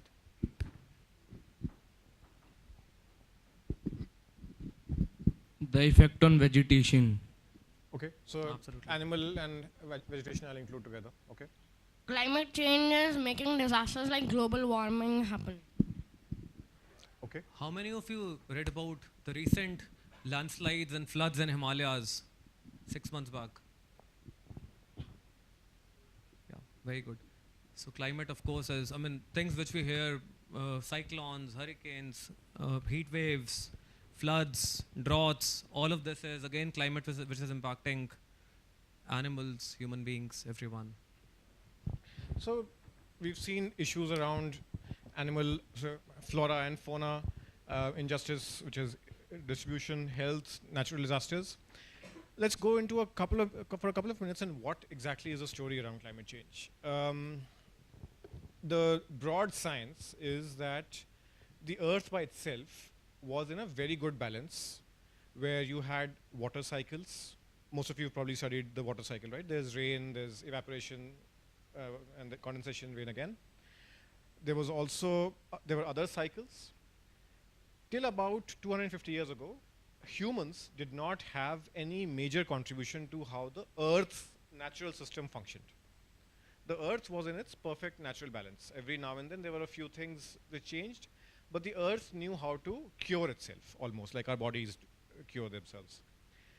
When human society started taking out coal from the Earth and oil, we started burning them. Coal is primarily comprised of, quickly, carbon. Carbon, after combustion, becomes carbon dioxide. Carbon dioxide goes into the atmosphere. Carbon dioxide has a V-shaped molecular structure. It absorbs solar insolation. When it hits the Earth, the wavelength of the heat of the energy that comes back becomes different. And the V-shaped molecular structure of carbon dioxide, the molecule, doesn't allow that reflected heat to go outside the atmosphere. What that means is the heat that comes from the sun starts getting trapped a little bit more as every more molecule of carbon dioxide gets accumulated in the environment. So what was under the Earth, coal and oil, or carbon in coal and oil, gets converted into carbon dioxide. Carbon dioxide gets stuck in the atmosphere, and that starts trapping more heat. Because there is more and more heat, the Earth starts cooking itself. And by cooking, I mean it's not something which happens over an hour, but this is something which we are seeing happen over decades. And all of us probably took a hot shower in this morning. All of us probably took a car or a bus to the school this morning. All of us cook our food. All of us take flights. Almost all aspects of modern human civilization is dependent on the use of energy, and the largest share of energy in the world is from fossil fuel-based carbon sources, coal and oil. And so almost all parts of our life are affecting the climate in some way. Should we stop living? Not at all. Should we stop growing? Not at all. The entire story around climate tech, what Dev and I do in our daily work, is how does human society, especially Indian society, keep growing, keep using more and more energy without increasing the impact and the use of fossil fuels? Because the use of energy, and I'm not saying fossil fuels now, the use of energy is directly linked to your and my lifestyles. And it is more importantly linked to a large portion of our population which is still trying to escape poverty. There is no country which has alleviated poverty without increasing the use of energy. And the use of energy has, in the last 250 years, led to an increase in carbon dioxide in the environment. So the challenge that Dev and I are trying to solve, that people in the climate tech sector are trying to solve, is how does India grow? How do other parts of the world grow richer, and do not introduce more carbon dioxide to the atmosphere? Yeah. So picking up from where Mudit left, he has touched upon the scientific aspect of climate, and I could hear lots of how does it impact us. Lots of you mentioned health. It's impacting our health. I'll touch upon the economic aspect. What's the cost of climate change? Is it impacting all of us financially? Yes? How?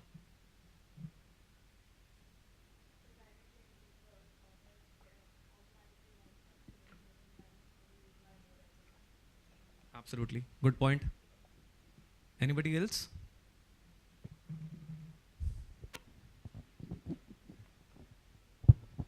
Due to climate change, vegetation in some areas have been it's been hard for the vegetation and wildlife to grow, which has it's taken, the chances of growing good quality food has gotten less, so that's why good quality food is becoming expensive. Absolutely yes. Absolutely yes. So climate change causes natural disasters which ultimately result to economic losses. we have to rebuild the entire infrastructure, right? Yes. Bridges, roads, whatever breaks. And Absolutely. also compensations for the families. Correct, correct. Subsidies also. If crops go bad, coming back to your point, if crops go bad, farmer subsidies and all of those things. Again, all of this is coming from taxpayers' money, which is all of our pockets. So it impacts all of us financially. And it was just a report from last year, 2022. Globally, how many of you understand the concept of GDP actually, before I go into this? Can any one of you explain what's GDP?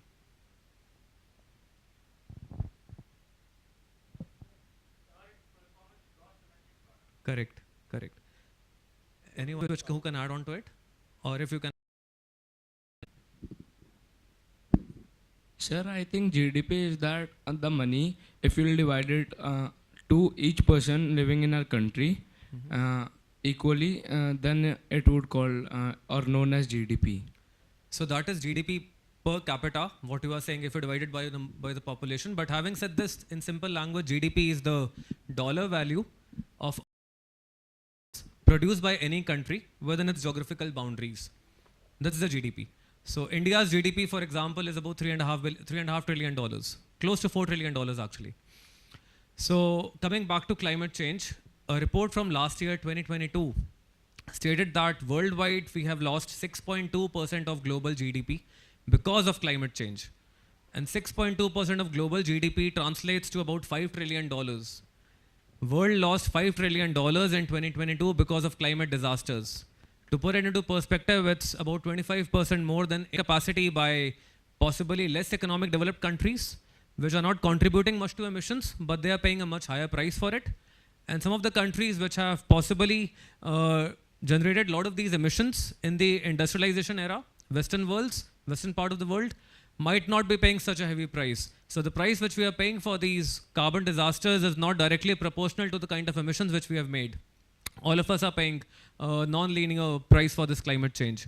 So it's basically impacting all of us from a healthcare perspective, from an economic perspective. It's one of the biggest purposes which we as a civilization should work towards. And the good thing is, at least what Mudit and I have been observing, the good thing is best quality talent in India and internationally is starting to work towards the startup ecosystem and more towards climate change, more towards climate technologies, because everybody understands this is the industry which has a deeper purpose to it, has a social conscience towards it, and is offering great opportunities which are extremely lucrative in nature over and above the social conscience. So there are absolutely a tremendous amount of opportunities available for each one of us, irrespective of our backgrounds, irrespective of our skill sets, irrespective of our areas of interest, be it humanities, sciences, commerce, and so on and so forth, which maybe Mudit and I will now touch upon.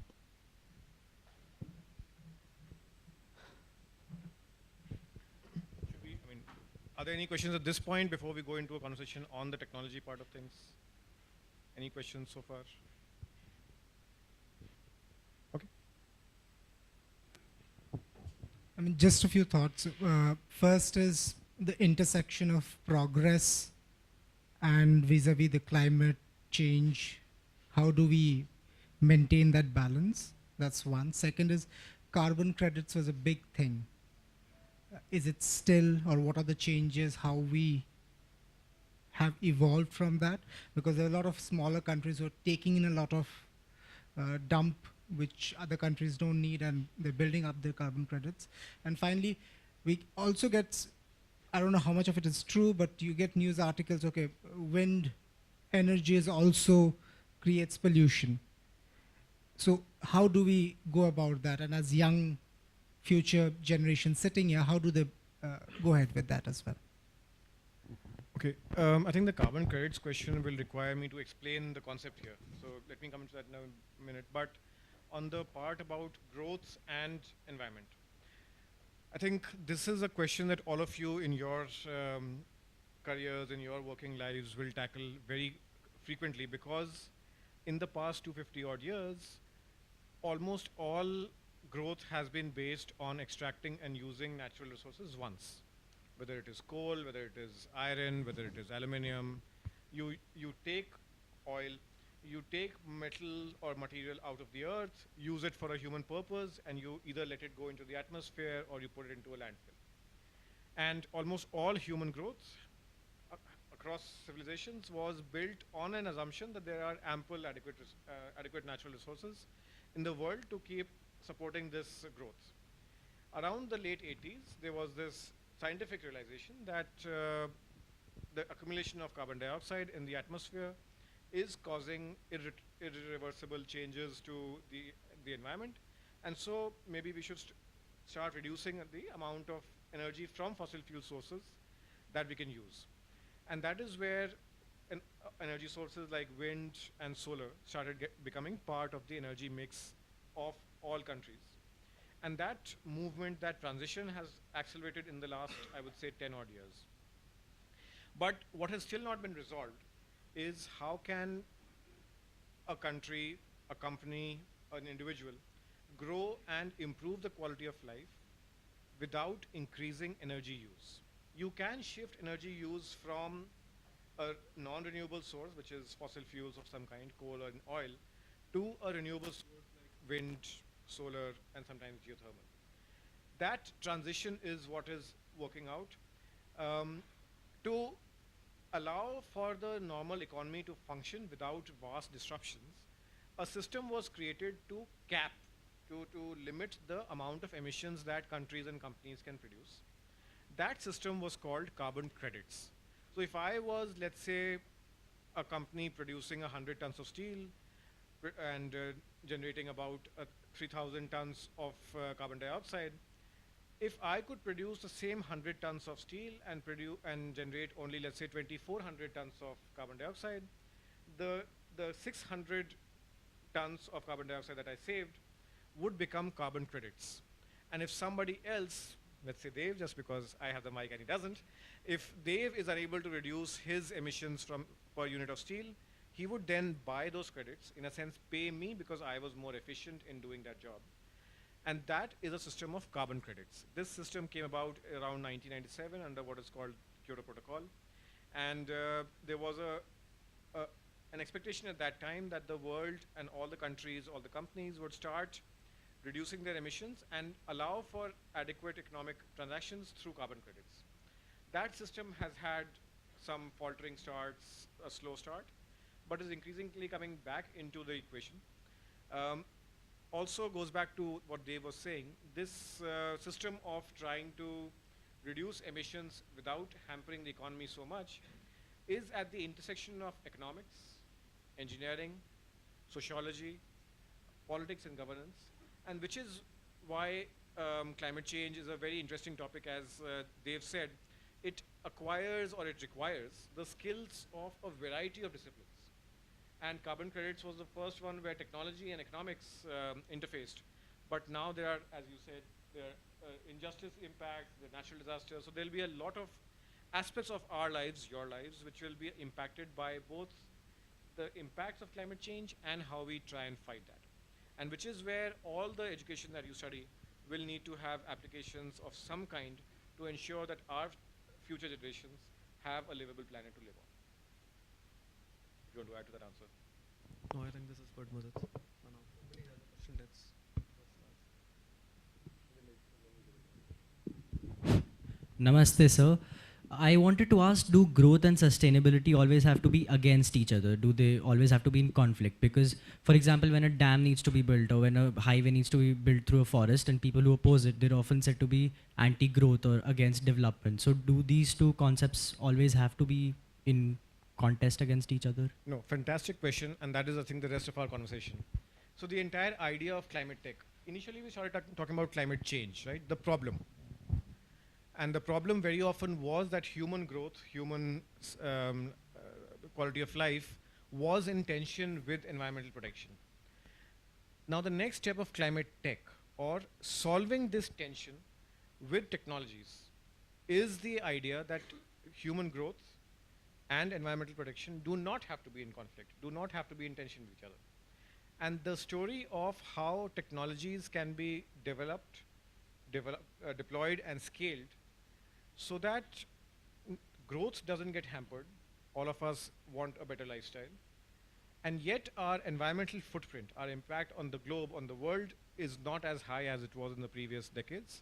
is the crux, is the root of climate tech, and which is the conversation, which is what both Dave and I work on in our jobs, and this is the work that is now expanding.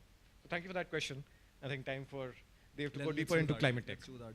So Madhut, I think we have already set the context on what exactly climate change is, what kind of opportunities are there for students within that space. So I think it's time for us to talk about the skills which will be needed to build a career in this space, and how should one go about building those kind of skills, and what kind of opportunities are there within the climate tech space. Right. So I think, as you guys told me, climate change is a problem which will affect all parts of not just the world, but all parts of society, country, right? Within societies, there'll be issues around distribution and injustices. There'll be a lot of aspects of this problem, and various kinds of skill sets will be solving various parts of the problem. But you do need to understand the broader ecosystem under which this works. What does that mean? If I go into a field of engineering, it is very important to understand how economics affect engineering and vice versa. It is very important to understand how technologies have changed humans, have changed societies. If I'm studying a field of, let's say, history or other aspects of humanity, sociology, psychology, what will be the impacts of climate change on that? And when societies are seeing this change, how will your discipline help this transition? So I'll give you an example. A very well-known author. Have any of you heard of this author, Amitabh Ghosh? Okay, who's raising the hand highest? I don't go come back to you. Can you name me one book from Amitabh Ghosh? Sea of Poppies. Sea of Poppies is one of the best ones, yes.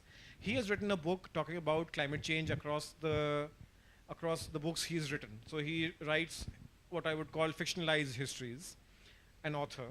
And he has talked about how in his research, the impact of climate change is visible on societies. And he's not doing it from a scientific angle. He's doing it from a historical and a fictionalized answer. So my point is that various aspects, almost all aspects of life will have some aspect. But the tech part of what we're talking about, climate tech, will have a very strong technological input. So the skill sets of making better materials. So I've talked about coal and oil a lot, but I've only mentioned the non-fossil fuel or the renewable sources less. What are the renewable sources of energy? Quickly, I've mentioned them. So this is an open book question. Wind and solar, right? Anything else that you know? Any other renewable source that you know? Hydroelectricity in some way, yes. Geothermal, right? So all of these technologies and all of these sources of energy are still in their early stages. So the best of the engineers, as they were saying earlier, we are seeing are now coming into bringing renewable energy to us in our daily lives. One example, India is a very hot country, right? Aaj nahi lag raha hai, but it's a very hot country. We get a lot of sun. Sun means solar energy. Solar energy means you can use that to run your vehicles, electric vehicles. So a lot of good talent, good engineers are going into electric vehicles. A great amount of effort went into solarizing India. India now has among the largest installations of solar, and the world is picking up in the adoption of solar very quickly. So there will be a lot of effort, a lot of work on technologies. But that is not to say that the only career available to you is through an engineering route or through a technological route. As I gave the example of Amitabh Ghosh, a lot of good people will look at this problem from different angles. And that will be equally important skill sets to bring to this space. If you want to add to that. Yeah, perfect. I think before I go on to skills and career paths available within the climate space, I would want to touch upon why climate tech. Why should one build a career in climate? So in addition to the purpose bit, in addition to the social conscience bit, which we spoke about earlier when we were talking about climate change, I think it's a great sunrise industry to be in. Generally, if one is building a career purely from an economic perspective, if one is building a career, it's always better to build a career in an industry which is growing dramatically. For example, if somebody is working in, let's say, coal-based industry today, you know, it's a dying industry, right? So irrespective of whichever company you work in within that industry, irrespective of whatever role you have, if the industry is not growing, or if the industry is rather degrowing, your company or you as an individual cannot do great, right? So it's important to pick up the right industry in the first place. It's important to know where you want to play. Your career eventually will have multiple hinges. One of those will be which industry you pick, which company you pick thereafter, the role you pick within that company, and then of course certain other aspects of location, etc. But among all of these, industry is the most important in my opinion, because this has the biggest impact. Let me take one or two specific examples. Let's say racket sports. I'm sure most of you play badminton. Some of you might be playing lawn tennis. So if one has to target to become world number one in lawn tennis, let's say, or if one has to become world number one in badminton, both of these entail equal amount of effort.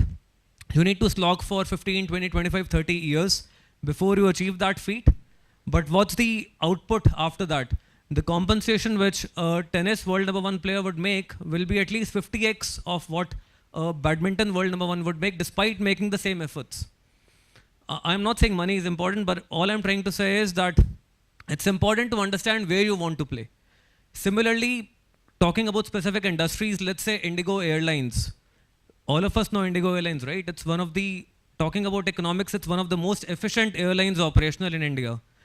Growing year on year, unlike many other Indian airlines for the last 10 years. Every year it's growing its profits, every year it's growing its revenues, but still the value of this company has only grown 2 times in the last 10 years. Compare it with a bank, compare it with a pharma company in the last 10 years. Leaders in pharma industry or leaders in banking industry have grown 10 times in the same duration of 10 years vis-a-vis an airline which has grown only twice. Why? So despite putting in same efforts, same resources, growth is significantly different, right? So it's important to pick up the right industry where you want to play. It's important to be in a sunrise industry, and climate is definitely one of those sunrise industries which gives you a great opportunity both economically and from a purpose, social consciousness perspective. So this is the context which I wanted to set before getting into the relevant skills needed. Now coming to the skills bit, I think it's, as Mudit mentioned earlier, there is something for everybody in climate. For example, if you have a love for numbers, love for maths, definitely there is a lot of work and career paths available within energy sector modeling, wherein you'll have to model a lot of financial stuff.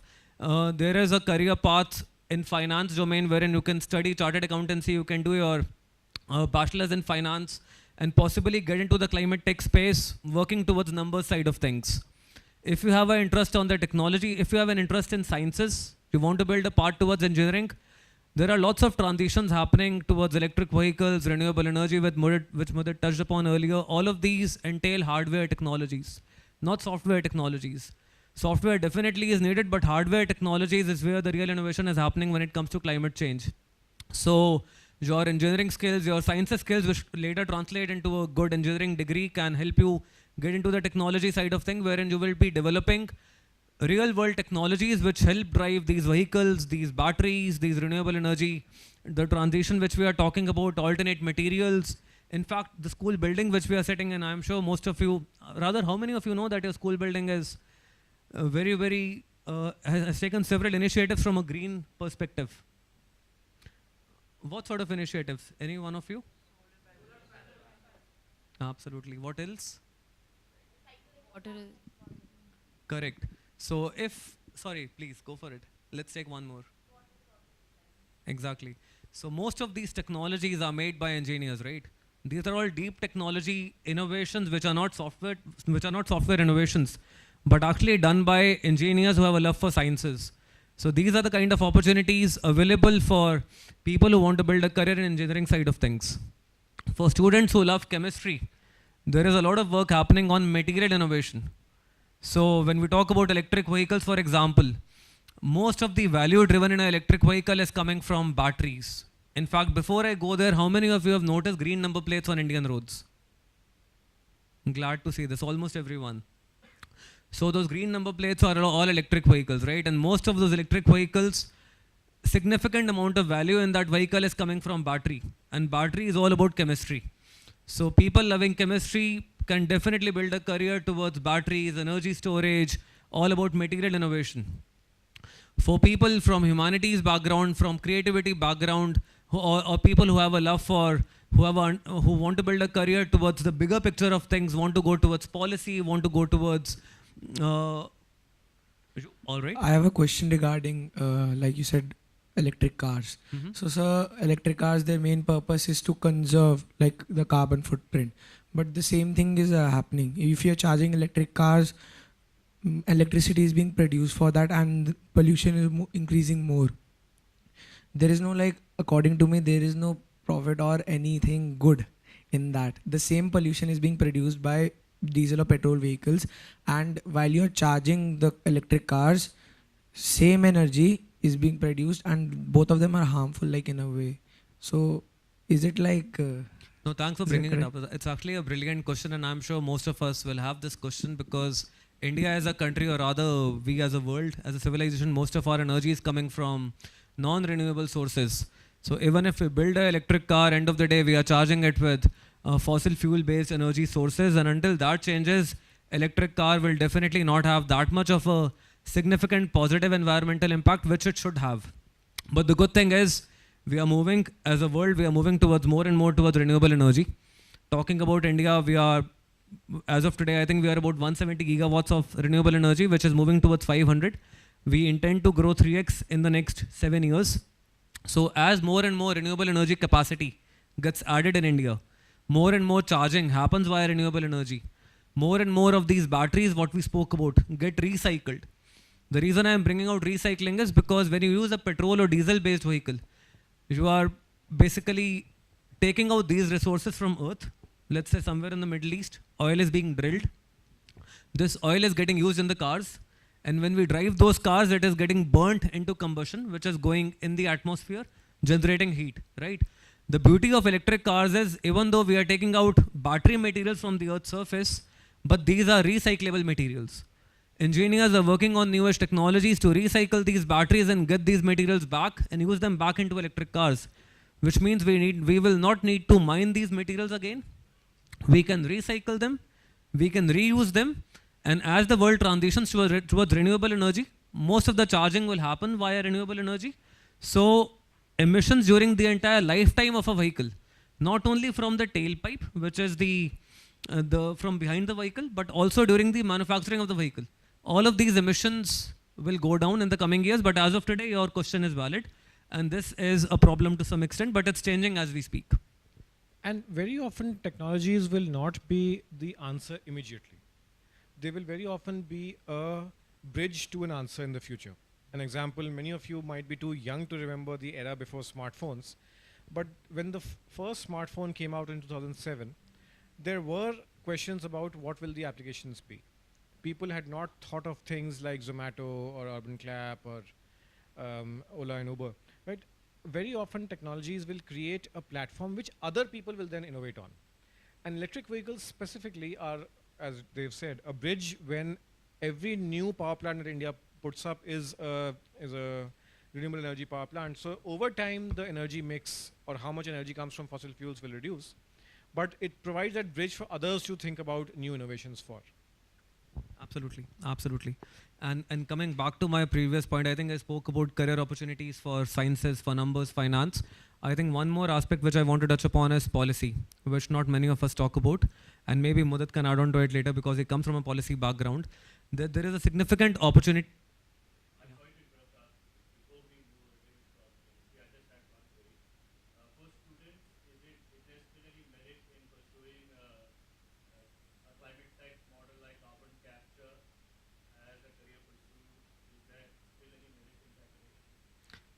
I would definitely think yes. Why not? I mean,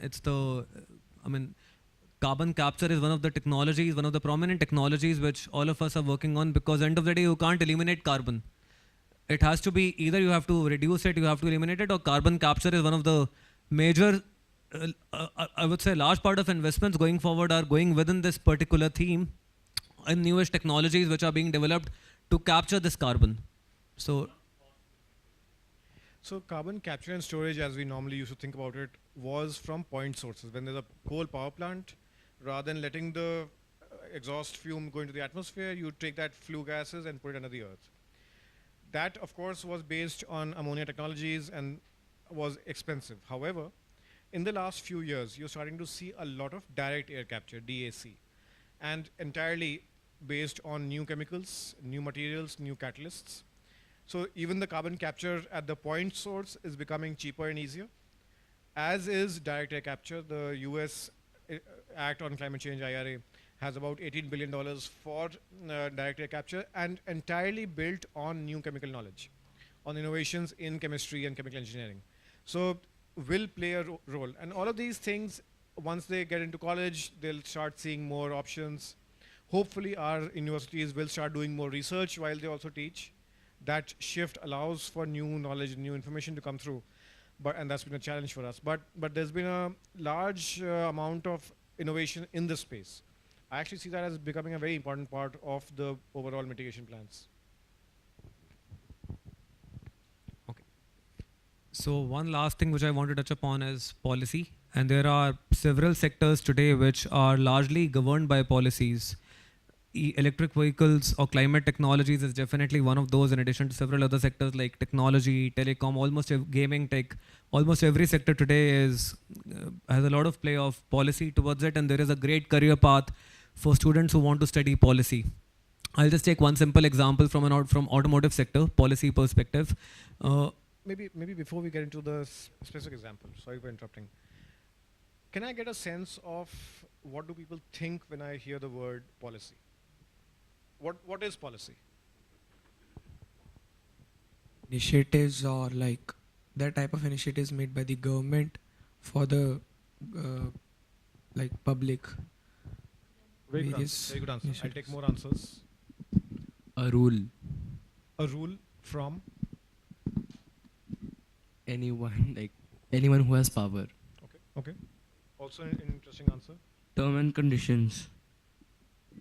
Okay. Terms and conditions. At the end, I don't think I've heard any bit from the end, huh? Okay. So very good answers. I'll put them together, and I think the answer is here. I'll just put them together in a sentence. Policies are, in a democratic country like ours, a policy is usually a set of laws, rules, and actions. Actions either by the government or citizens to achieve a specific objective. Right? There might be a policy. So when we were in college, there was a lot of conversation around what was then called Sarv Shiksha Abhiyan. So for the first time, India had a target for educating everybody in the country. In the last few years, you've had policies around, of course, climate change. How many of you remember Swachh Bharat? Some of you might have been too young, but Swachh Bharat, right? That was a policy. And Swachh Bharat was a set of rules, initiatives, and actions and laws to improve how India's sanitation worked. So policy is usually set by the government, not always. And it includes some laws, some actions, some changes in rules to achieve a specific objective. And I think they want to talk about electric vehicles policy, so if you want to. Yeah, so this is just one specific example which I want to talk about, the kind of career opportunities available in the policy sector, public policy sector. From an automotive sector perspective, India in general has a tax rate of 40% plus on any car, any vehicle which people of India purchase. This is for vehicles from petrol and diesel powertrain. For electric vehicles, the same tax rate is much lower, 5%. These are the kind of policies which Government of India is bringing in to promote this sector, to promote these kind of climate technologies. They want more and more people to buy electric vehicles so as to save environment. They are giving tax rebates, they are giving additional incentives to people of India. So from a career standpoint, professionals who work in companies who are building electric vehicles, they engage with the Government of India to negotiate on these kind of incentives for the end consumers and for those manufacturing companies. And this career path in itself is a great career path wherein you are, from a business perspective, you try to build a business case, capitalizing on incentives which Government of India can offer, which will in turn create a much larger demand for the product. So for people who want to have a bigger picture, for people who want to engage with the Government of India, there are many different career paths available in almost every industry we talk about these days, climate tech being one of them. And policy is definitely one of the interesting career paths which can be explored upon both in the private sector and in the public sector. Entities like Niti Aayog, entities like of course, all the state governments, federal government, and then even the private sector, wherein they have a separate department for government affairs, wherein you have professionals interfacing with the government of India. There is an opportunity for almost everyone within this sector.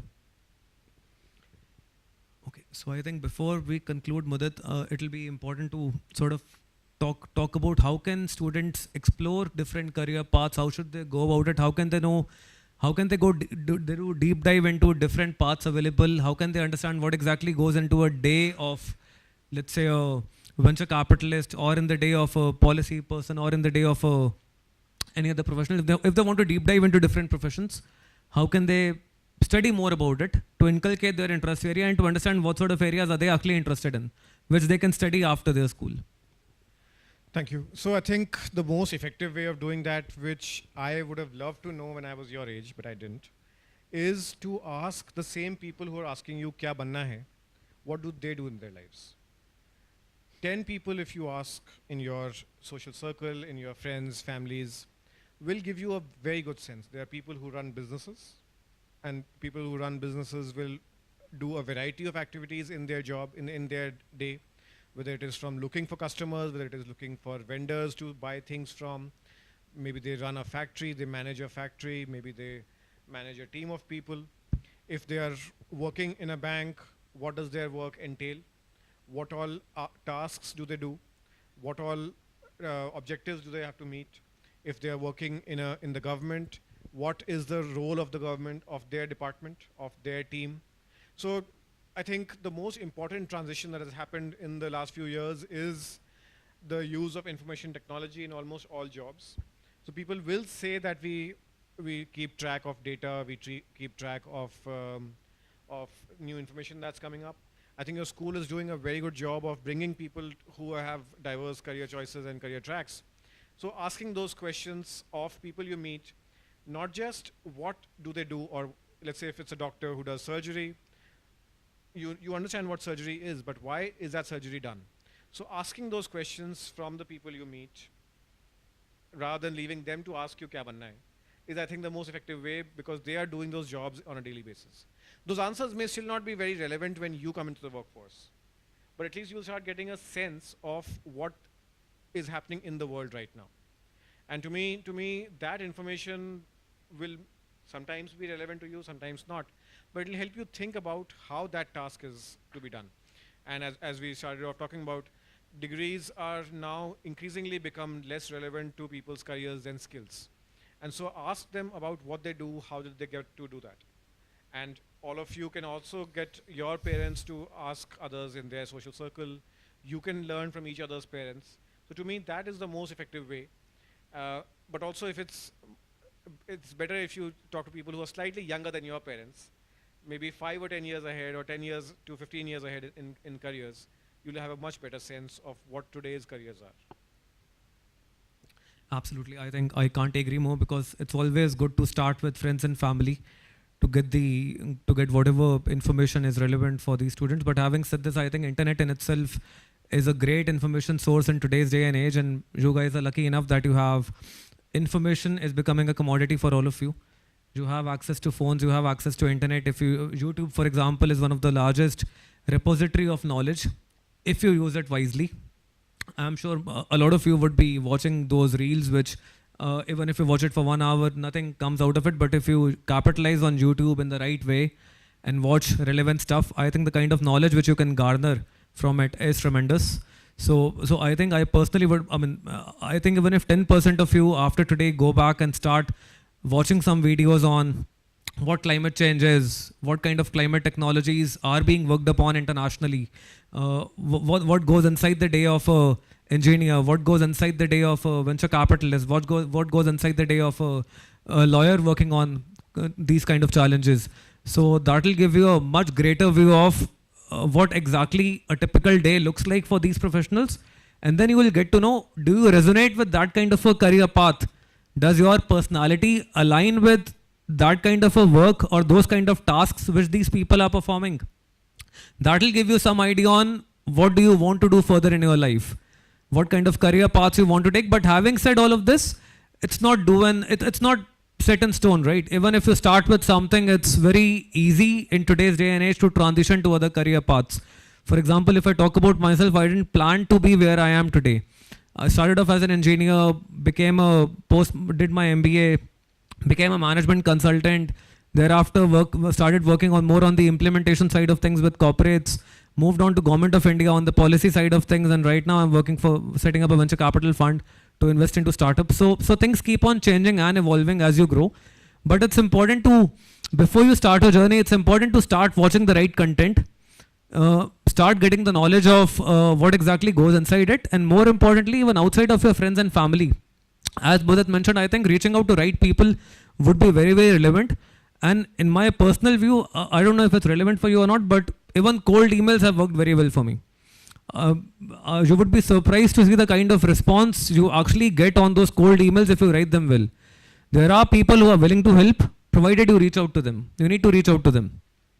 So, writing cold emails, cold messages to people outside of your network, but who bring in a certain expertise which you want to gain, basis your research, should also be explored in these years. Finding the right mentorship opportunities, reach out to people. I don't know if LinkedIn is probably not the right tool for you. I don't know if it is. But having said this, there is a platform known as LinkedIn wherein you have professionals from different arenas of life. I think it might not be a bad idea to, at the right time, build a profile, look for mentorship opportunities, engage with people who can probably give you some guidance, who are working in the areas in which you want to build your career. So there are many ways of garnering this knowledge, both from internet and from one-on-one conversation, in addition to friends and family, of course.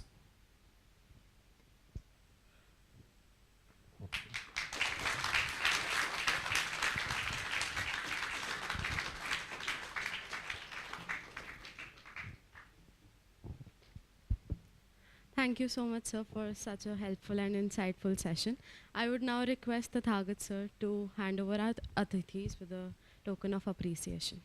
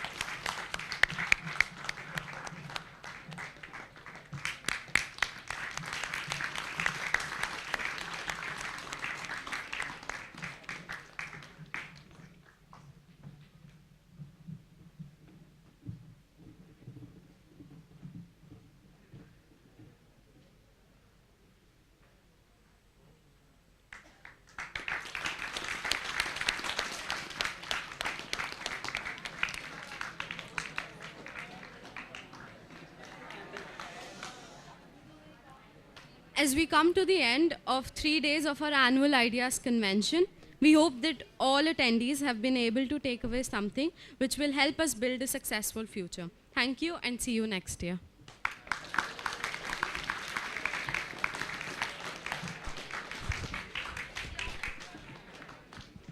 Okay, check. Okay, can we quickly open the door?